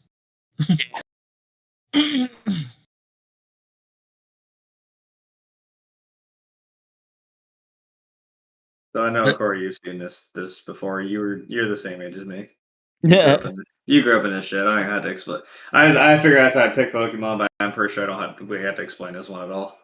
Yeah, I mean it's a classic, and unfortunately, because of the whole 4Kids era, most people don't even really consider it an anime. It's just so mainstream in America that it's just another kids' cartoon. Yeah, that's why I was like, it's iffy, but I'm like, technically. No, that's because of what freaking 4Kids did. Like, they changed everything. Like, they didn't want they didn't want kids to know anything about Japanese culture. Yeah, and I mean the whole thing with changing rice balls into jelly donuts is absolutely ridiculous. Yeah, and just censoring and removing certain episodes because it was like, oh well, this doesn't fit the kid friendliness that we're going for. Or how about that one episode where they took like the Japanese dish or whatever it was, and they photoshopped a picture of a foot-long sandwich over it? Yeah, that was ridiculous. Or they completely got rid of the episode where Jesse and James were like trying to get into this, or they were trying to trick Ash, and they were dressed up as girls in bikinis, and James had boobs. Oh yeah, it was like, oh no, we can't show children that. Yeah. I mean, I can understand they banned the one episode where the Savari Zone Ranger kept pointing a gun at Ash's head. Yeah, I can understand them banning that one, but all the other ones. Yeah, like when they banned the Tauros episode, that one made sense because I mean they were just killing Tauros, but it was just weird seeing Ash go from nothing to having like 13 Tauros all of a sudden. Yeah, something happened here. Yeah, some big shit happened. Storyline there. All right, now how did I get here? Neat. Yeah. I could go on for an eternity on how much I hate 4Kids, but think of the children. All right, well, we could beat Pokemon over the head all day. I'm not going to talk about Pokemon Go because fuck that. I think Frank wants to beat himself over the head right about now. Well, I don't know what he's doing, and he could be. All right, well, get off that one for a sec. So Rose, what is the fourth one? Number 4, I'm going to go with Case Closed, or Detective Conan, as it's known in Japan. It's a show that's still ongoing in Japan. It's got like near 1,000 episodes, if it didn't already pass it by now. I really liked this show for what it was. It's like a mystery show. It's kind of like a mystery show where there's like something happens. Like usually it's a murder. Like 9 times out of 10, it's a murder. And the character Jimmy Kudo, who gets turned into a kid in the very first episode, so it's really not a spoiler. He helps a detective down on his luck and who's not getting any work get famous by solving cases that that Richard Moore actually, in my opinion, really doesn't earn himself. I mean, he has his moments, but it's obviously Jimmy or Conan doing all the work. And it's a really cool show. You know, I like the characters. I like the premise of the show. Sometimes in an episode, like, you'll see who did it, so it's not as fun to try to like play along with the characters, trying to figure out who did it before they tell you who did it. Or like other times they'll give you that opportunity. Like, you'll see the crime being committed like in silhouette or like off screen. You'll hear it or whatever, but you won't actually see who did it. So throughout an episode, while, you know, they're gathering clues and piecing everything together and the stories of the witnesses and other people in the episode, you get to play along and try to figure out who did it, which something I really liked. Unfortunately, I did drop the anime at 130 episodes because that's where the English dub unfortunately ended. The reason I only watch English dubs is because I know Frank knows this, has been brought up a couple times. I suffer from like really terrible vision. I actually only have one eye, so it kind of really sucks. So to me, when I watch anime, I feel like if I have to focus on reading the dialogue so I know what's going on, then I'm just going to read the manga, which is why I only watch anime in English. So unfortunately, you know, as much as I like the show, I had to drop it after only 130 episodes because that's where the dub stopped. I know there was a couple of movies dubbed as well. I think like the first 4 were dubbed, which those actually were really good episodes too. I heard like they tried to bring it back. There was like something premiered at an anime convention back in like, it was either last year or 2019. It might have been 2019. And I don't think it's gone anywhere since then. But I am still reading the manga because I want to know how that story ends. I am that invested in that show that I've gone from watching the anime to reading the manga to keep up with the story. Corey, don't tell me. Have you seen this? Yes, but he got further than I did. Okay. I dropped it very, very early. Not because I didn't think it was bad. It was just, at the time, I wasn't looking to get invested in such a large, ongoing anime. And I never went back to it either. But I did, like, I'm with so many different groups online that talk about it, that it's like an occult following for some people. It's that deep. From what I did watch of it, I did enjoy it. I mean, if you like detective-y stuff, it's definitely good. I would put it up there with like Lupin the Third. Just, that's the kind of stuff you're into. Go for it. It's not really like my entire cup of tea, so I'm not all that well invested. I don't even know all the characters' names. I just know all the memes that are tied to it because it's so big. That's fair. Yeah, at the time it was just a One Piece thing for me, and I was just like, I don't want to get invested in like this really, really big anime because even if I don't like it, I'll end up finishing it. That's what I did with Bleach, and I hated myself for it. But I might go back to it one day. I don't know. Probably won't be anytime soon, but I might. Well, I haven't seen it, so solves that. Solves that. Case closed. Case closed. Ah! Roll credits. You're right. I've got jokes. All right. Corey, what is your 4th one that you want to talk about? I'll save my troll one for last. So, oh no. My 4th one will be Mahotsukai no Yome, or the English name is The Ancient Magus Bride. Not gonna lie, this was one I was gonna skip over. Back when I was in college, because this came out like 2018, I think. Fairly recently.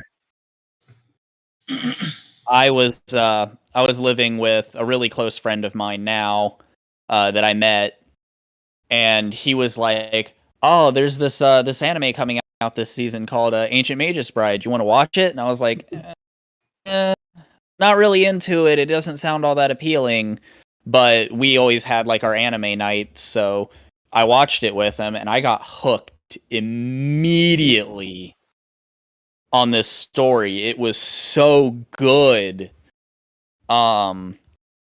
For people that really like vibrant storytelling without a whole lot of like it, so I'll just talk about it for a little bit instead of trying to confuse myself. It's that's what we're here You've for. seen it. I know I haven't seen it. I have not. Say, please do tell me.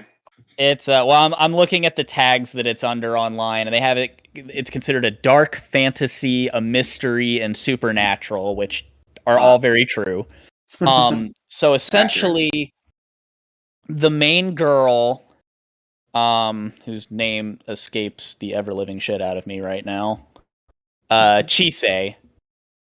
So her childhood was completely garbage. She was ostracized by both of her parents. She was orphaned at a certain point in high school. And I mean, she had no friends, she had no family, she contemplated suicide all the time. So it got to the point in her life where she just sold herself into slavery, essentially. She put herself on auction, and she was sold for like £5 million or something. She sold for a lot of money to this really, really tall guy that was wearing an animal skull over his face. So he's a humanoid Cubone. Pretty much. God damn it. And so what turns out happening is this guy is this like super ancient, like magical wizard guy. He's a mage.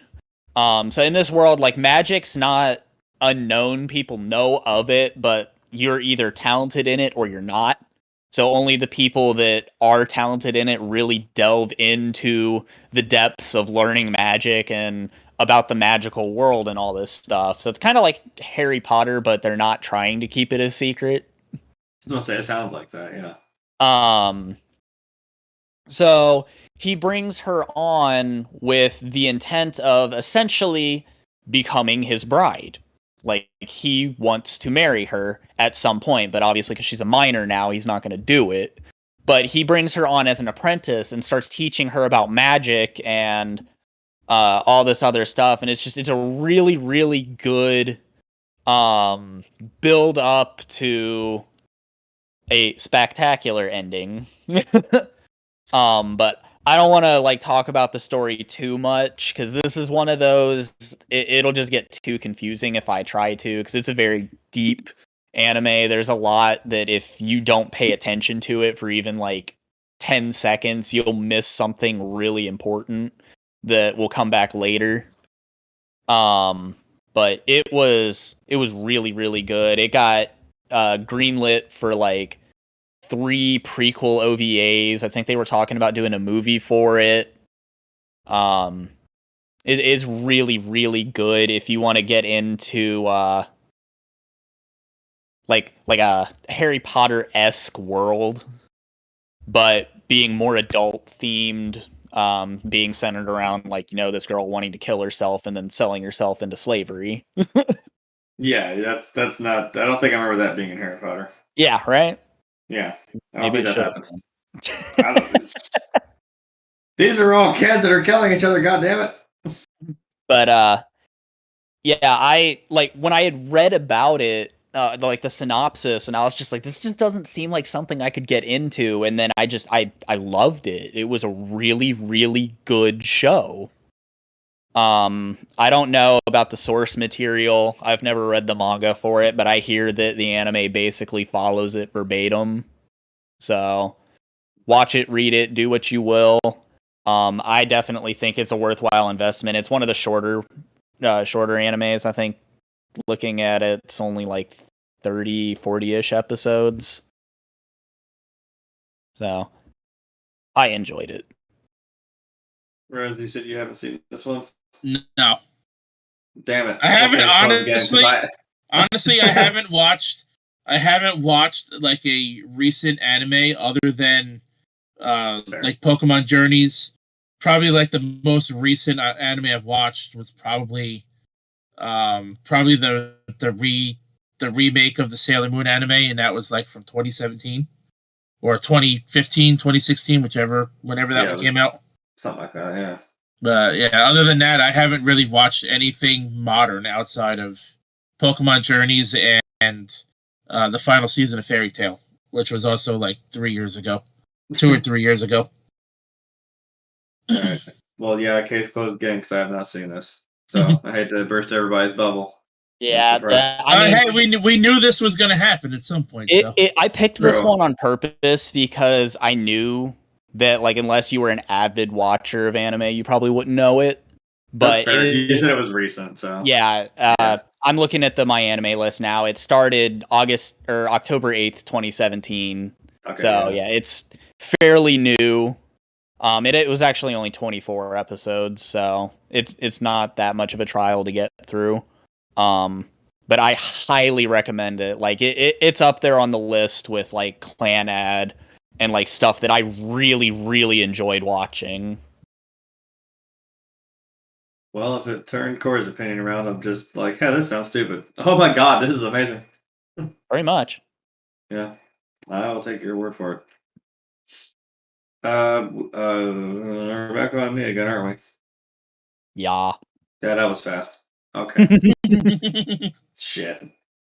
I suck because I don't watch as many. So this goes really fast. Actually, I think I realized when I like yelled out, "What shirt am I wearing?" I stood up. I think Frank had a graphic up, so I will stand up right now. Like, yeah, we knew this was coming. We knew we were going to talk about this. My next one's Dragon Ball Z, which was actually my number one. I'm gonna sit here and bash on it, but like, it's number one. Even though this is actually a super shirt, I know I said Z, and I'm like, should I have said Dragon Ball? Should I say Dragon Ball Z? So when I gave my list to Frank for him to look up the imagery and stuff that he said he needed, I just gave him all four, like Dragon Ball Z, GT, Super. I said, it's technically 4 anime, but it's all, within the same universe and whatnot. It's all the same characters, progressing and stuff like that. So I said it technically counts as one. Yeah, I could have just said Dragon Ball just as an overall. I didn't say Dragon Ball Z. I'm like, I didn't mean like something specific. I mean, this is again another one that's kind of nostalgic for me. Is like I grew up watching Dragon Ball and Dragon Ball Z, which is how I don't know if I'd say met, but like it's how I got along with a lot of my friends like in elementary school because we'd always watch this show and then because we were losers and had no one but ourselves at recess, we'd fucking like play around and act out being different characters and like shit we saw in the episode, and then we just dick around trying to fucking like, I'm gonna command me into your house, spirit bomb. We're just fucking around and shit. I mean, what do I know as kids? I know. I was like, what do I know and talk to us? But like, it's fine. It's weird how that culture turned around real fucking fast. We were there before, it was considered cool. Yeah, before we were the ones that got picked on all the time, and then all of a sudden a lot of those people are now anime fans. Yeah. We were the ones that were old enough to know that there was the original version, and then there was the Bruce Faulkner like remake of it. Yeah, because the soundtrack is drastically different. Yeah, I mean, I'm not saying it was just like 3 of us. It was like that. There were a couple of my friends that like in elementary school that we'd all watch the show or we'd watch it together or just It was another thing, just like Pokemon, Yu-Gi-Oh, and shit like that we were all into like in that time. I don't know if I even want to try to even explain this show at any point, at any saga. I mean, there's you could probably dedicate 4 or 5 shows to just like each thing. I mean, well, each story is so long, like... Yeah, I mean, like I said, you could do a thing on each damn, we could talk about Frieza, we could talk about Boo, we could talk about the Saiyan Saga, fucking... I think I already said Frieza, but yeah, could go to the roots and talk about OG Dragon Ball, and then could skip into the future with Super. Yeah, I think where I fell off was Ultra. No, not Ultra. Fuck. It's when their hair turned fucking silver. I think that's where I fell off. That's Ultra Instinct. That was at the end of Super. Yeah. Okay. I think that's about where I fell off, and I'm just like, okay, well. Oh, also, wait a minute, since I have to do my one per, that is where my sign comes from today. Because obviously, again, I'm wearing my boy. I thought I liked Vegeta before, and then the Abridged series came along, and I'm like, yep, that absolutely solidifies it for me. I am the hype. Vegeta, no. Vegeta, yes. Vegeta, yes. Oh, god damn it. Because, again, you could make a whole thing on the fucking Abridged as well. Yeah. Yeah, Vegeta's my absolute fucking favorite. I mean, like Dragon Ball was like a pinnacle for anime because it was so embedded in American culture already that, like, I mean, it kept going from there. Like, he rode that train all the way to the end. And he's still just riding that train because it ain't over yet. No, we ain't done. Yeah. I mean, he's kind of backseating right now, but I mean, he's still riding it. We had to make a whole fucking movie for Broly because they kind of shit on that one. I'm like, I'm glad they at least made him canon. Like, the movie officially made him part of the canon universe. Yes. Yeah, him and Gogeta. Yep. Yeah, that's true. Because I think I had a discussion with somebody recently. They were asking me like, who's the fucking strongest character? I'm like, well, I guess by default it's Goku. I'm like, well, yeah, because he always learns something else. He gets stronger. He earns more of his power. And I'm like, yes, he's obviously it's just growing character. Yeah, I'm like, that's what's cool. And then Vegeta's always chasing him, and then the few times he actually one-ups Goku's like, nah, I'm still better than you. Yeah. And he just, I know, it's kind of a slight underdog story, but I can't. I love him. But I was like, no, it's Broly. Like, if you just can't say the cop out character. Well, it's obviously Goku. I'm like, well, no shit, it's Goku. It's always him. It's a shame though what happened like in the English dub with the whole Broly character after the Super movie came out. That's when the whole thing with, I don't know, I'm sure you guys have heard of it. The whole the sexual harassment allegations, with Vic. Between Vic and Monica, and all the fans are taking sides on Twitter, and they're all fighting with each other, and they're freaking talking shit about the one side's talking shit about the other side's talking shit back, and then Funimation just went and recasted the Broly character. Yeah, and they released a redub of that movie on DVD. Yeah, I was thoroughly pissed off about that whole thing. Which I actually have not heard.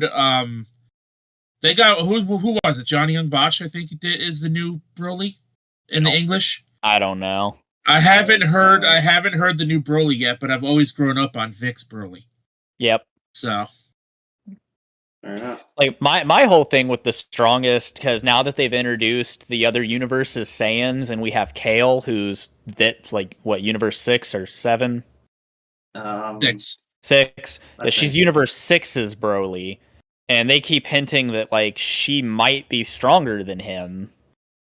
And she confused with basically Universe 6's Goku, which is Caulifla. Yeah, which is insane. So I would actually love to see a Goku and Broly fusion. That'd be pretty fucking cool.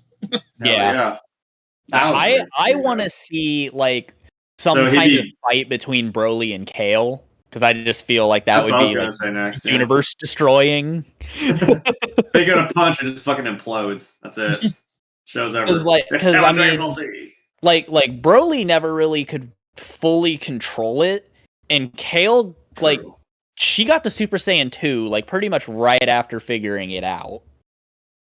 So like Kale has a little bit more control, but she's also still really crazy when she does drop into that Berserk form. So she's tapped into a bit more control. I think Broly just kind of goes like Hulk and just kind of... Yeah, Broly just hulks out. He has no idea what he's doing. Yeah. But she's like Professor Hulk. She's got a control on it. And like, oh yeah, this is easy. I got this. You know? It's like the whole fight where her and Caulifla, however you say it, were doing like their team attack, and then she reverts back into that berserk form for a little bit, but she like maintained a little bit of self-consciousness during it. Yeah. Where it's like Broly just fucking loses his mind when he goes berserk. Which makes him terrifying, but like I think it's more terrifying that she does that, but has at least a conscience awareness of it. Because I mean, oh fuck. Because they even said like when she reverted into that berserk form that like I mean like her power is nuts. It was definitely over 9,000. Yeah. Yeah. So hold on, if we did a Broly and Goku fusion, would that just be Broku? Broku. I was just thinking the same thing. I was like, that just sounds awesome. Broku. Fuck it. Broku. Can we just make Hercule canon? Why not at this point? So I'm curious, do you think they'll ever introduce Android 21 into the anime? I don't think they will. Mm. If they do, it would have to be like in a movie or something, because probably the way the manga is going, I just don't see them introducing her as like a main character.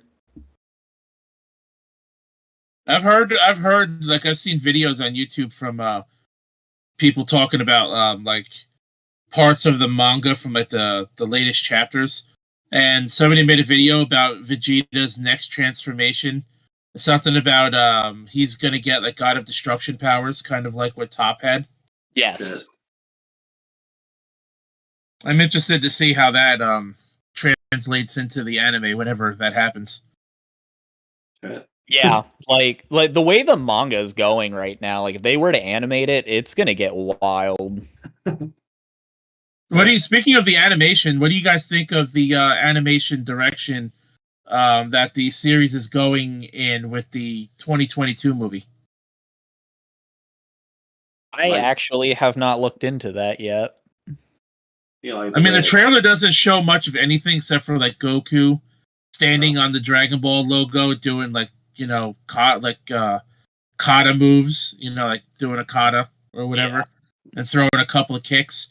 But you could tell that the animation style looks totally different from the TV series.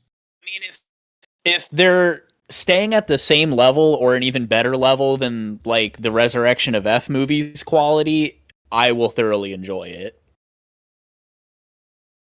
I think this one kind of looks more CG.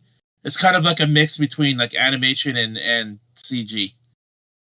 It definitely looks different from anything they've ever done in the past.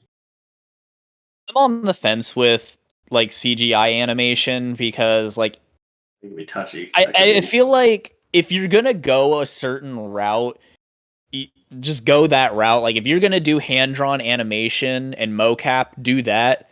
Don't mix CGI into it because it can get grating on the eyes. Like there were a lot of animes, like Overlord did that with one of their most recent seasons, where they added a bunch of CGI in with the hand-drawn animation, and it just looked really bad.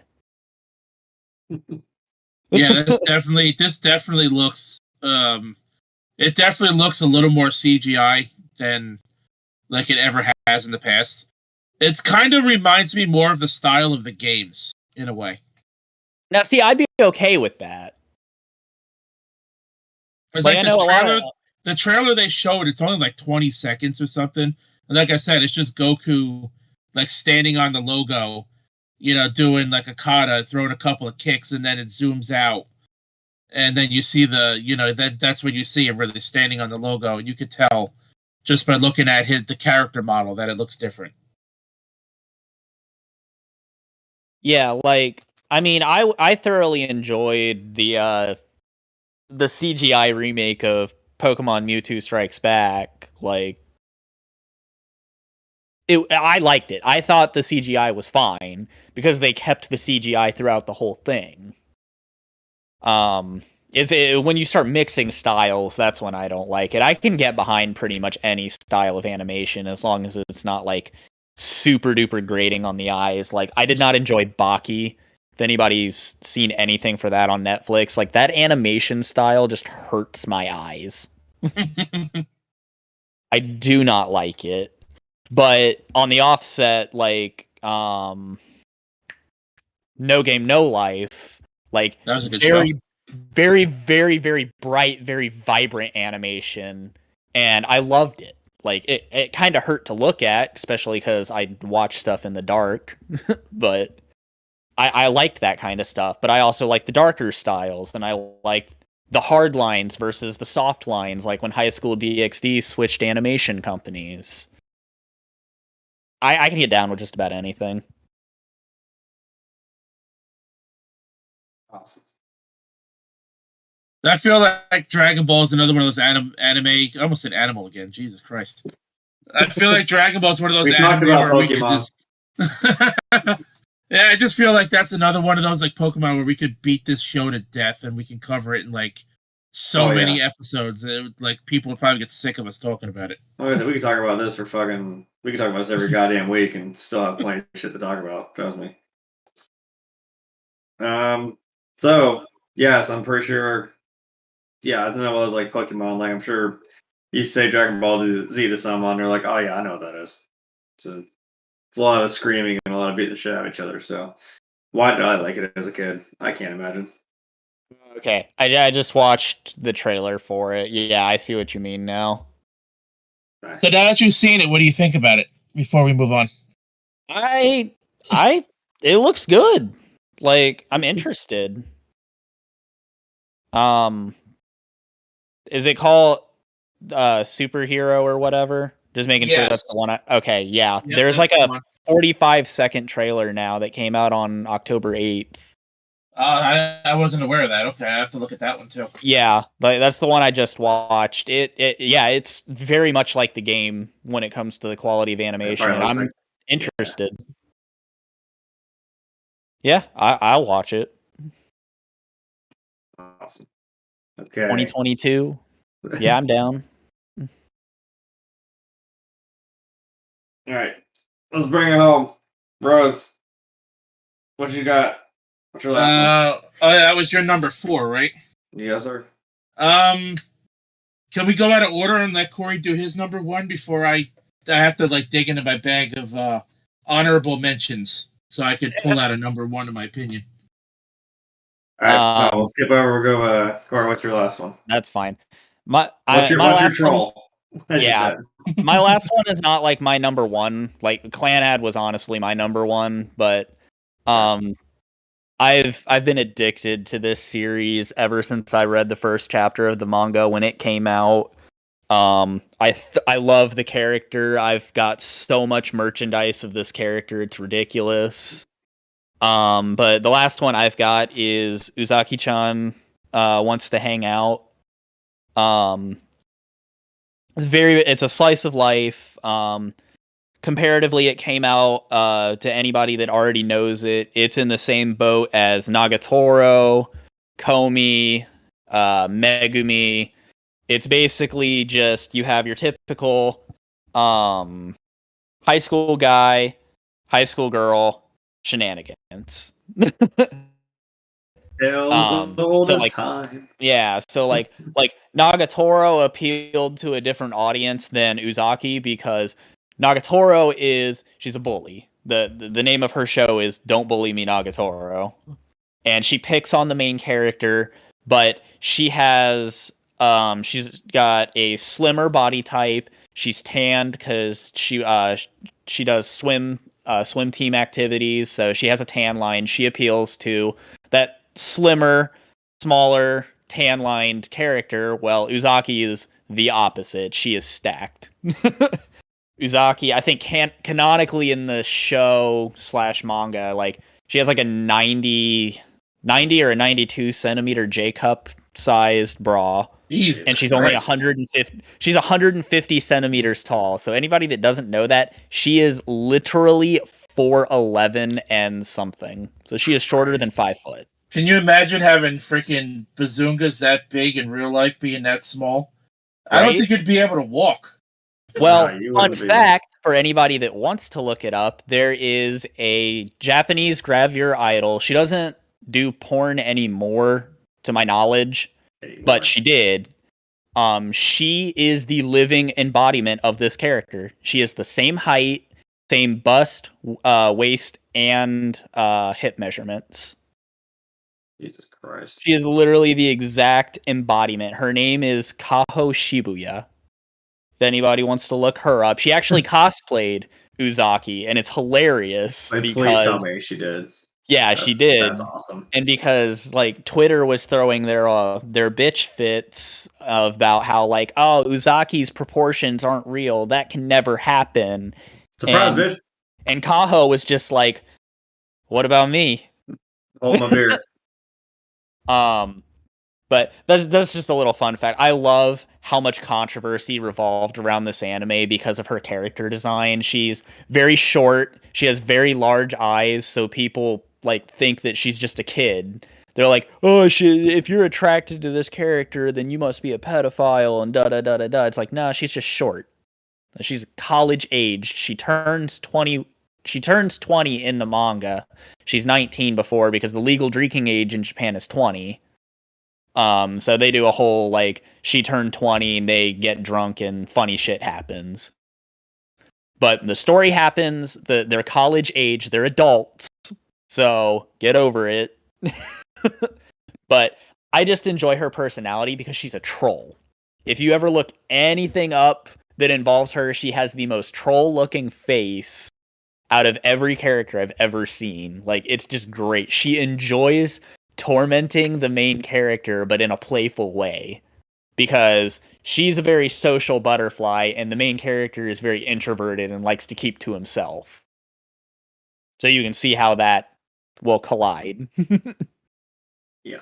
But it's very comedic, it's very playful, it's very slice of life. The manga chapters themselves are generally only like 10 or 11 pages long. They're not very long. So when I heard they were making full-length animated episodes for this, I was really hyped.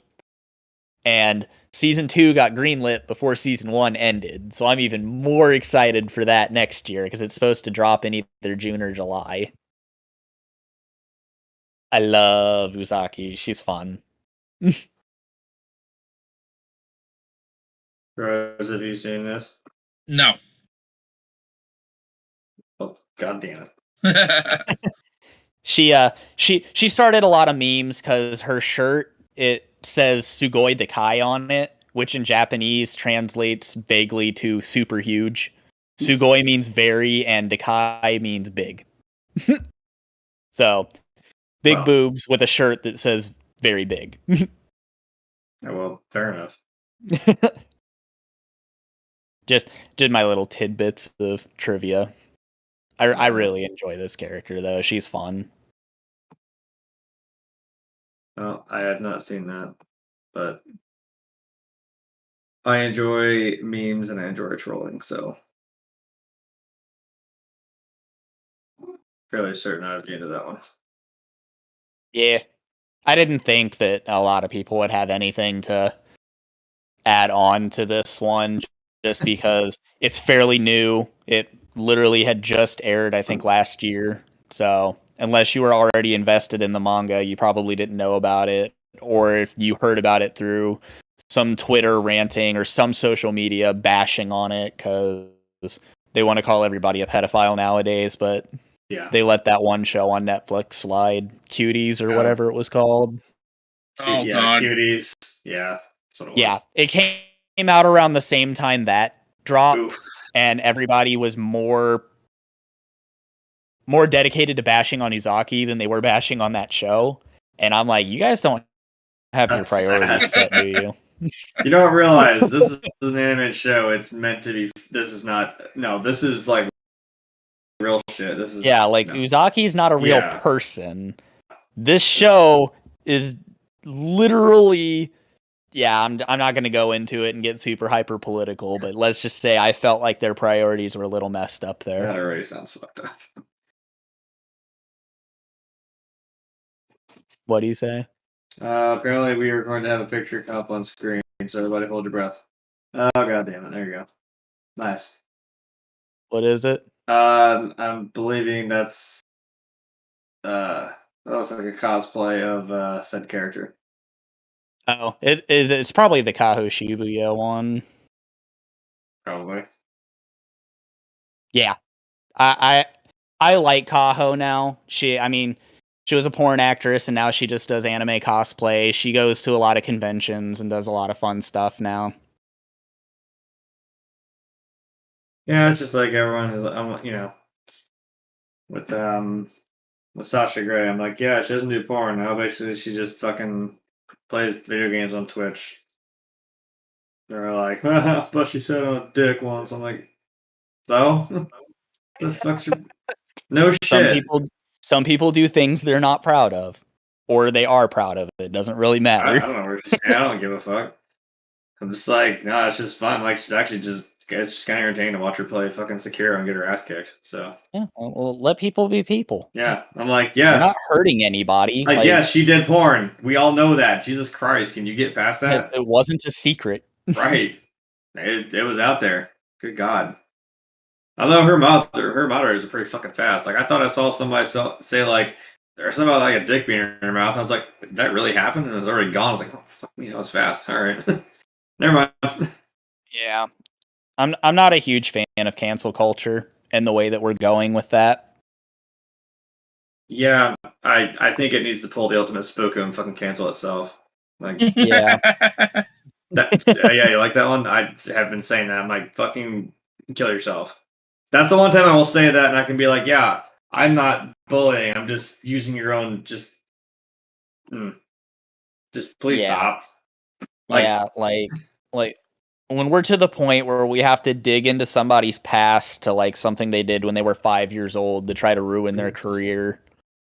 It's like, can we stop? Can we honestly not find anything better to do? Well, that's the thing. No one's in this life that you don't go through life without fucking your hands being dirty to something. Like, it's not possible. It's like, human to make a mistake. Like some are bigger than others, yes. But if you genuinely meant no harm, why? That's what I've said. If you aren't hurting anyone else or yourself, go just be yourself. Sorry that you don't seem to agree with these people's choices, but that's the thing. You don't have to. It's not your life. Why are you so worried about it? Yeah. Fuck. Anyway, Rose, did you get a fucking anime before you? Yeah, I was actually waiting for you guys to like stop. More or less, I was just waiting for my turn. Oh no, I was trying to give you time too. Yeah, go ahead. All right, I did get it. Frank, I'm gonna put an image of this one for you in the Discord so you can throw it up on the show. I got it right here. This one is called Hyperdimension Neptunia. It is an honorable mention for me because again, Dragon Ball was my number one. So Frank, I know I didn't give you any honorable mentions as something to fall back on. So that is actually my DVD Blu-ray set of this anime, which is based on the first 3 video games in the series. The Neptunia series basically is literally nothing but one ginormous reference and basically a reference and parody of the video game industry. Yep. There is like right in the beginning of the very first game, the main character Neptune, who is the character in the picture here, she mentions collecting rings. So right away you get a Sonic reference within like the first 30 seconds of the game. You have other references to other series like Mario, Zelda, Donkey Kong, Pokemon, Dragon Ball. There's just so many other references. There's also storylines within the games that has to do with custom firmware and hacking and video game piracy and how it hurts the gaming industry. And then that arc is told through villainous characters as well, which one of them is a very disgusting character and actually made me walk away from the game for a couple days. You're talking about what the fuck is going on out there? Anyways, so there's a character named CFW Trick in the second game, and he likes to lick little girls. Yep. When that dialogue came up in the game, I put the controller down and I walked away. That's fair. Yeah, Trick bothered me a lot. Also, so there's the main four characters: Neptune, Noir, Blonde, and Vert, who is Purple Heart, Black Heart, Green Heart, White Heart. They each rule their own nations, and together they, run what is called game industry. So you have Planetoon, which is her nation is based off of her name, Neptune, which she is based off of the canceled Sega Neptune game console. Then you have Noir, who runs Last Station, which is just PlayStation without the P and the Y in the name. Then you have Blonde, who runs the Wii, which at the time was referencing the Nintendo Wii. And then you have Vert, who runs Leanbox, which is just Xbox. And then you have other supporting main characters like Nepgear, who is based off of the Sega Game Gear handheld console. You have the twins Rom and Ram, who is based off of the Nintendo DS handheld console. And you have Uni, who is based off of the PlayStation Vita console, handheld console. And there's some other side characters as well that they're not in every game. In fact, they're only in maybe one or two games. Iris Heart being one of them, the sadistic S&M character that they shoehorned into the third game. They also did a storyline towards the end where they brought up the video game crash of 1983, which I thought was pretty cool, like delving into some video game history. I just love, I love this series for what it is. The games, unfortunately, have pretty much like dove off a cliff in terms of quality ever since 2016. There hasn't been a main series title since the PS4 game, which was Mega Dimension Neptunia Victory 2, which came out almost 6 years ago. There hasn't been a mainline series title since. There's only been spin-off games which have a lower budget than the main series, the mainline series. But yeah, this is the anime. It's got 12 episodes in an OVA. It does contain some nudity because there is an episode revolving around R18 Island, which is basically like a nude beach. So there's that. Other than that, I picked this because I really loved the games. And this is the only anime I actually watched in Japanese because I wasn't sure if it was going to get an English dub. And because I've already played the games, I already knew what was going on anyway, so I didn't need to read the dialogue. And one of my friends actually watched this show without playing the games, so he didn't really know what was going on as much. So he would, like, every episode, he would show me like a handful of screenshots in each episode, and I was able to describe to him every event of every episode just by looking at about 3 or 4 screenshots. And he was able to understand the anime that way after he watched it, and I would go back and explain it to him just through screenshots without having to watch it again myself. But yeah, I really hope that the series picks up again and actually gets better in the future, because like I said, it's kind of dove off a cliff over the recent years. But overall, it's a fun watch. It's got some pretty good music in the series. Like, for instance, Ryusei no Bifrost is probably one of the best songs the series has in terms of music. But yeah, I like this game for all the references and the parody and everything. It's, in my opinion, really cool. And I'm actually really good friends with Erin Fitzgerald, who voiced the Noir character in English, the English version, up until 2017, when she dropped the character to go on strike with the whole voice actor strike thing. So if we continue this anime thing going forward in the future, if there's any other episodes, I could probably get her on here to do like a interview Q&A style thing, which I think would be pretty neat. Yeah, I would thoroughly enjoy that because I love noir. I actually have a signed.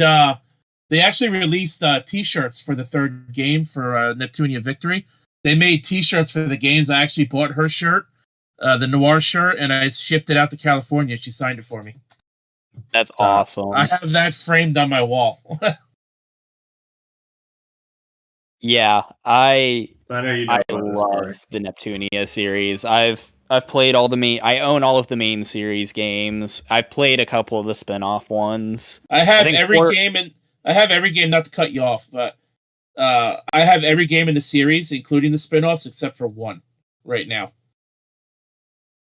The only one I don't have is the PS Vita exclusive one. The only one I don't have is Super Neptunia, which was the one with the Sega characters. That's the one I don't have, but I have every single other one. Yeah. I'm gonna post in the Discord chat. This is a shirt that she autographed that's hanging on my wall. So you guys can look at it if you want. I love Noir. Like, Hyperdimension Neptunia is one of the few like anime games, Japanese style stuff where I will say the dub is infinitely better than the sub.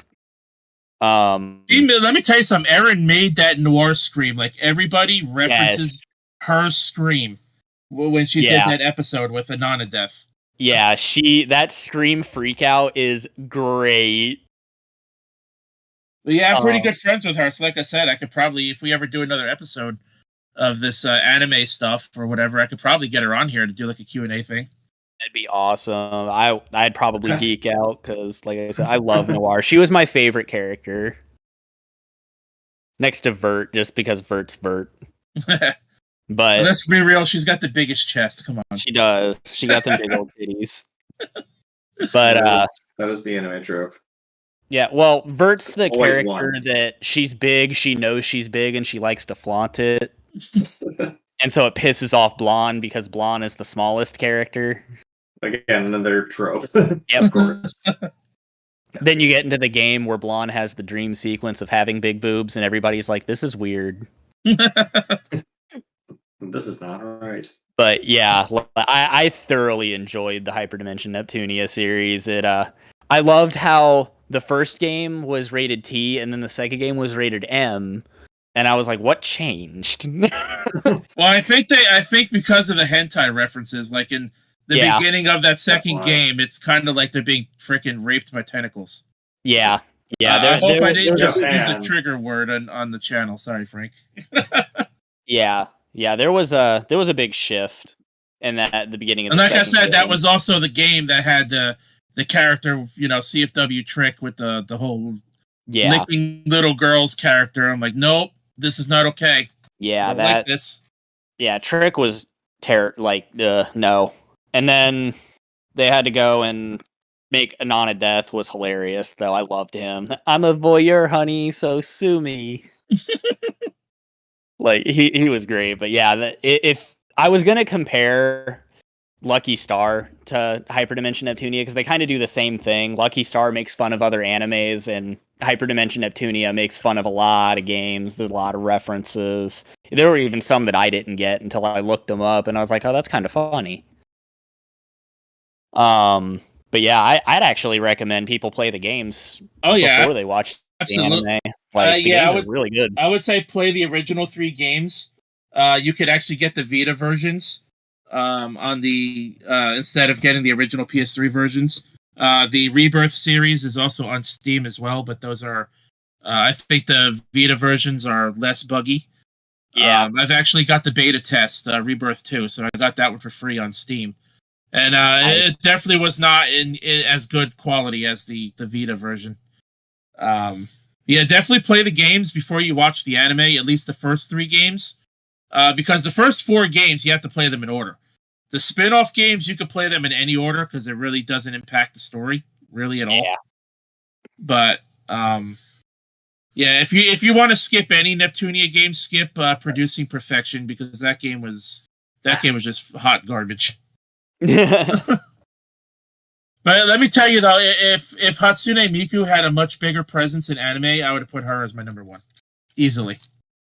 I'm just going to say that. But I know Miku does have, she is an anime character in one anime in Japan. But other than that, she's only been, references. I know she was a reference in Lucky Star. And she's had a couple of the references beyond that. But yeah, I would, I'm a big Miku fan. I have posters, wall scrolls. I'm wearing a t-shirt. I have all the games once they started coming to America. I actually have a ticket to watch Magical Mirai 2021 in a couple days on pay-per-view. So I get to be up at 3 o'clock in the morning to watch that. And Nice. I actually also helped out. I also helped put make sure Miku Expo happened online with that online one they did this year. So that was pretty cool too. But, yeah, my Super Sonico is my Miku. Like, I really enjoy Super Sonico, and then she did get her own anime, so I was like, maybe they'll do it for Miku. like I said, they kind of did, but it's like she's not the Yeah. main focus of it, but she is in it. Yeah, It's only 11 episodes. yeah. But yeah, Like- so that's my pseudo number one. Like I said, I had to dip into my anime collection here and make a quick decision. I wasn't prepared to have an honorable mention, I'll say that. So Fair. Okay, so I guess But, that means. yep. Yeah, so this is my last one then, yeah. Yes. Dope. Alright, well, so I guess I will take this a very fucking dark turn. Oh boy. Are you gonna pick Elfin Lead? I have a feeling that's the one you're going with. No. Corpse Party. Yes. Oh, of course. Very much like it. That's Very much pretty like dark. it. Oh god, Yeah. that is dark. We're going with Corpse Party. Because, yeah, I would say Elfin Lead or like fucking Blood Sea. It's some fucked up shit. I ain't gonna lie. I love Blood Sea. I thought this was that's more ridiculous. I would say than Corpse Party. Corpse Party. If that doesn't tell you enough just from the fucking graphic.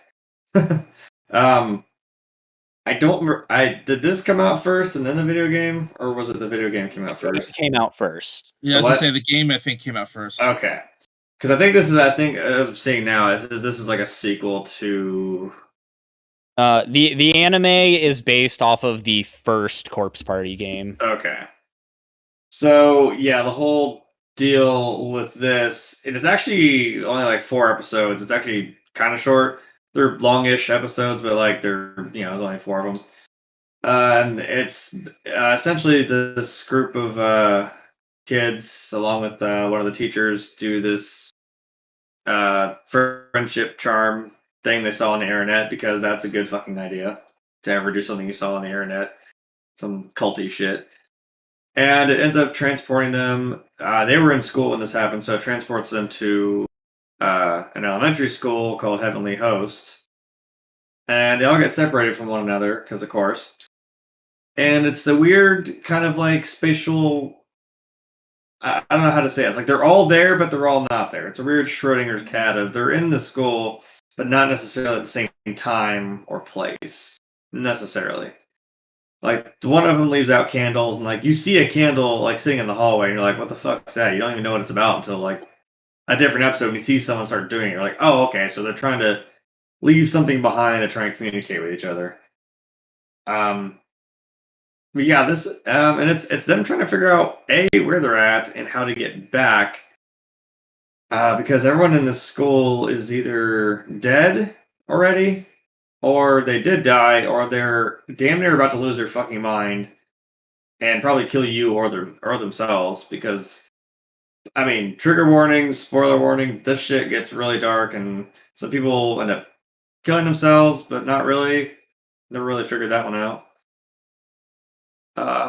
There's some graphic shit, like I said, involving small children. So it's but in the background, it's kind of like a whodunit. There's this story of like the main girl, Sachiko, who's kind of like, I guess, kind of the main antagonist, if you will. But yeah, at the end of it, man, you're just like, holy shit! Like it's weird that you see this little girl, which is terrifying enough, and you kind of like sympathize with her at the end a little bit, like, oh, holy shit. Yeah, you're murderous, but I can kind of understand why. Which I didn't think would happen. That's wild. Yeah, but it's pretty gory, pretty graphic. I mean, like you said, Elfin Lead. That's a good comparison. I was gonna say, like, if it wasn't Elfin Lead, like Corpse Party was gonna be my next guess. Yeah, like I said, Corey, you were gonna guess that one off the bat. I'm pretty sure. Yeah. What do you guys think? What do you guys say? So I never watched the anime, but I did watch somebody on YouTube play the game, and yeah, I was pretty fucking weirded out, to say the least. It's definitely something else. It's. I guess maybe just to me, I'm not saying I just watched it like a fucking psychopath, like and just went to sleep, right after.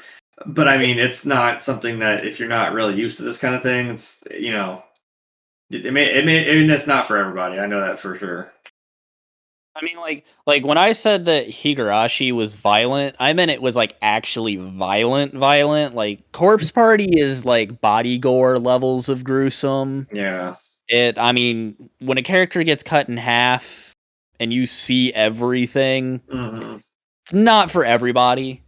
But I own the first game on Steam, and I've played through it multiple times. The anime hits all the key focal points of the game. So you could do either or. You don't have to play it to understand the story, but you'll get more out of it if you play the game, because they do skip over a lot of the minor details. And that's where the whole like time distortion kind of gets fuzzy, because they explain it better in the game than they do the anime. Because you're playing through everybody's stories in the game, whereas the anime is just glossing over it. Yeah, it keeps a weird kind of distance on that. And it's like, but it still works to a good effect where you also feel kind of lost, like, wait, what the shit's going on? Yeah. I saw somebody get blasted into a fucking wall into nothing. And I'm like, oh, but like, what's going on? Yeah, and the games do a good job of that too, of just keeping you in that like what's going on, like what's going to be the ultimate climactic end of this game, like who's the big bad and why is all this happening. But yeah, I enjoyed it from a horror mystery aspect, not a watching little kids die aspect. Yeah, I was gonna say, don't get attached to anybody.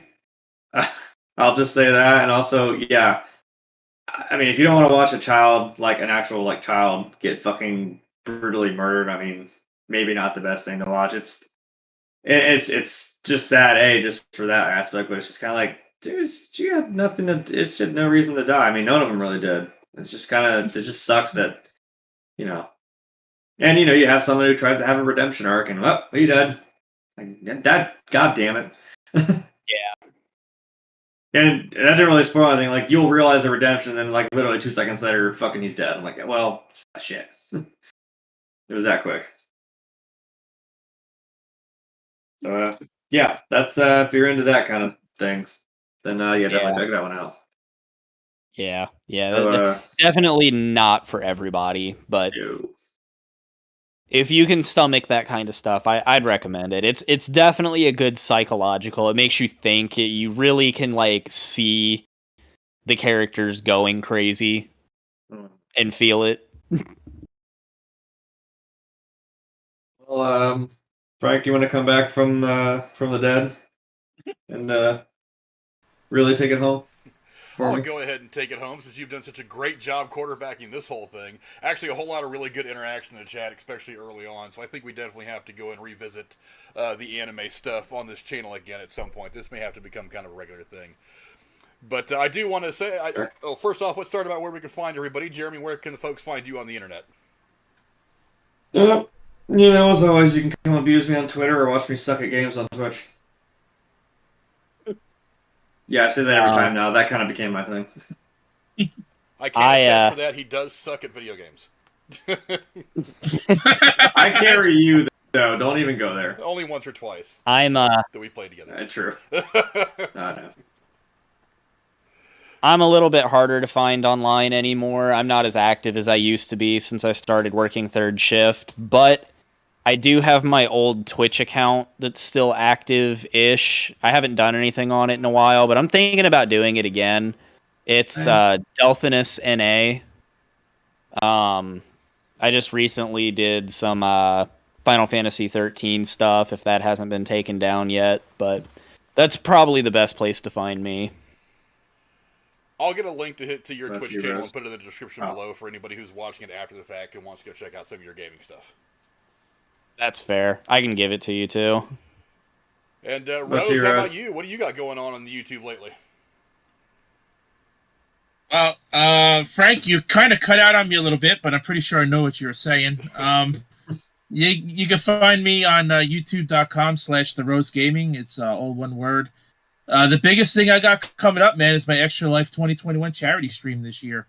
I will be playing not all of them, but 12 Sonic the Hedgehog games this Saturday, probably into Sunday. I'll be celebrating 30 years of Sonic the Hedgehog. That's going to start this Saturday at either 2 or 3 p.m. I haven't decided when I want to start yet.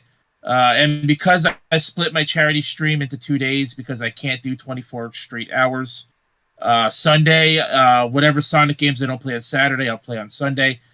Sunday, I'm also going to be playing a couple of other games, a couple of retro games that are my favorite, like Mega Man X Command Mission. I'm going to play that because it's my favorite Mega Man game of all time. And I'm going to play the new, well, not new, but new to console, Cruise and Blast racing game on the Switch. And then there'll also be a couple other games. I haven't quite figured out all the games I'm going to play on Sunday yet.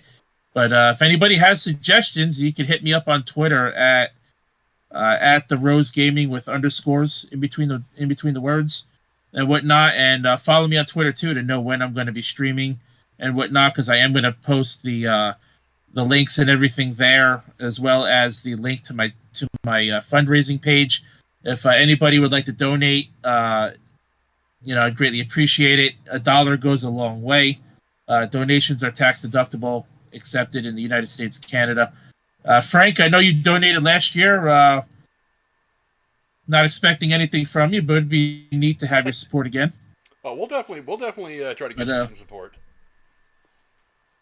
But yeah, so that's the biggest thing I got going on this weekend. I'm pretty much not doing much in terms of uploading right now because of my big charity stream coming up.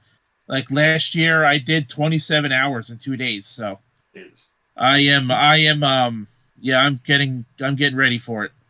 And what happened today, if it had to happen, I'm glad it happened today and not this weekend, because I would be pretty pissed off. That's all right. Everybody's got a little bit of internet issues they have to deal with. I ended up having one last week for some reason. On Wednesday night, when I'm usually getting the graphics together and everything for the Thursday show, for some reason, right in the middle of the night, my internet dumped out for like 2.5 hours. So I had to do it all like Thursday, day of, and that was a little bit of a pressury situation. But it happens. But I do want to thank all of you guys for coming in. Ray Rollins in the chat says definitely do a part 2. This shit was straight fire. I think you guys absolutely killed it. So we're definitely going to be probably making this a regular thing once a month, maybe even twice a month, depending on what kind of news and stuff is going on and what you guys want to talk about. But I want to thank you guys all for hanging out with us. And until next time, we'll see you guys later. Adios.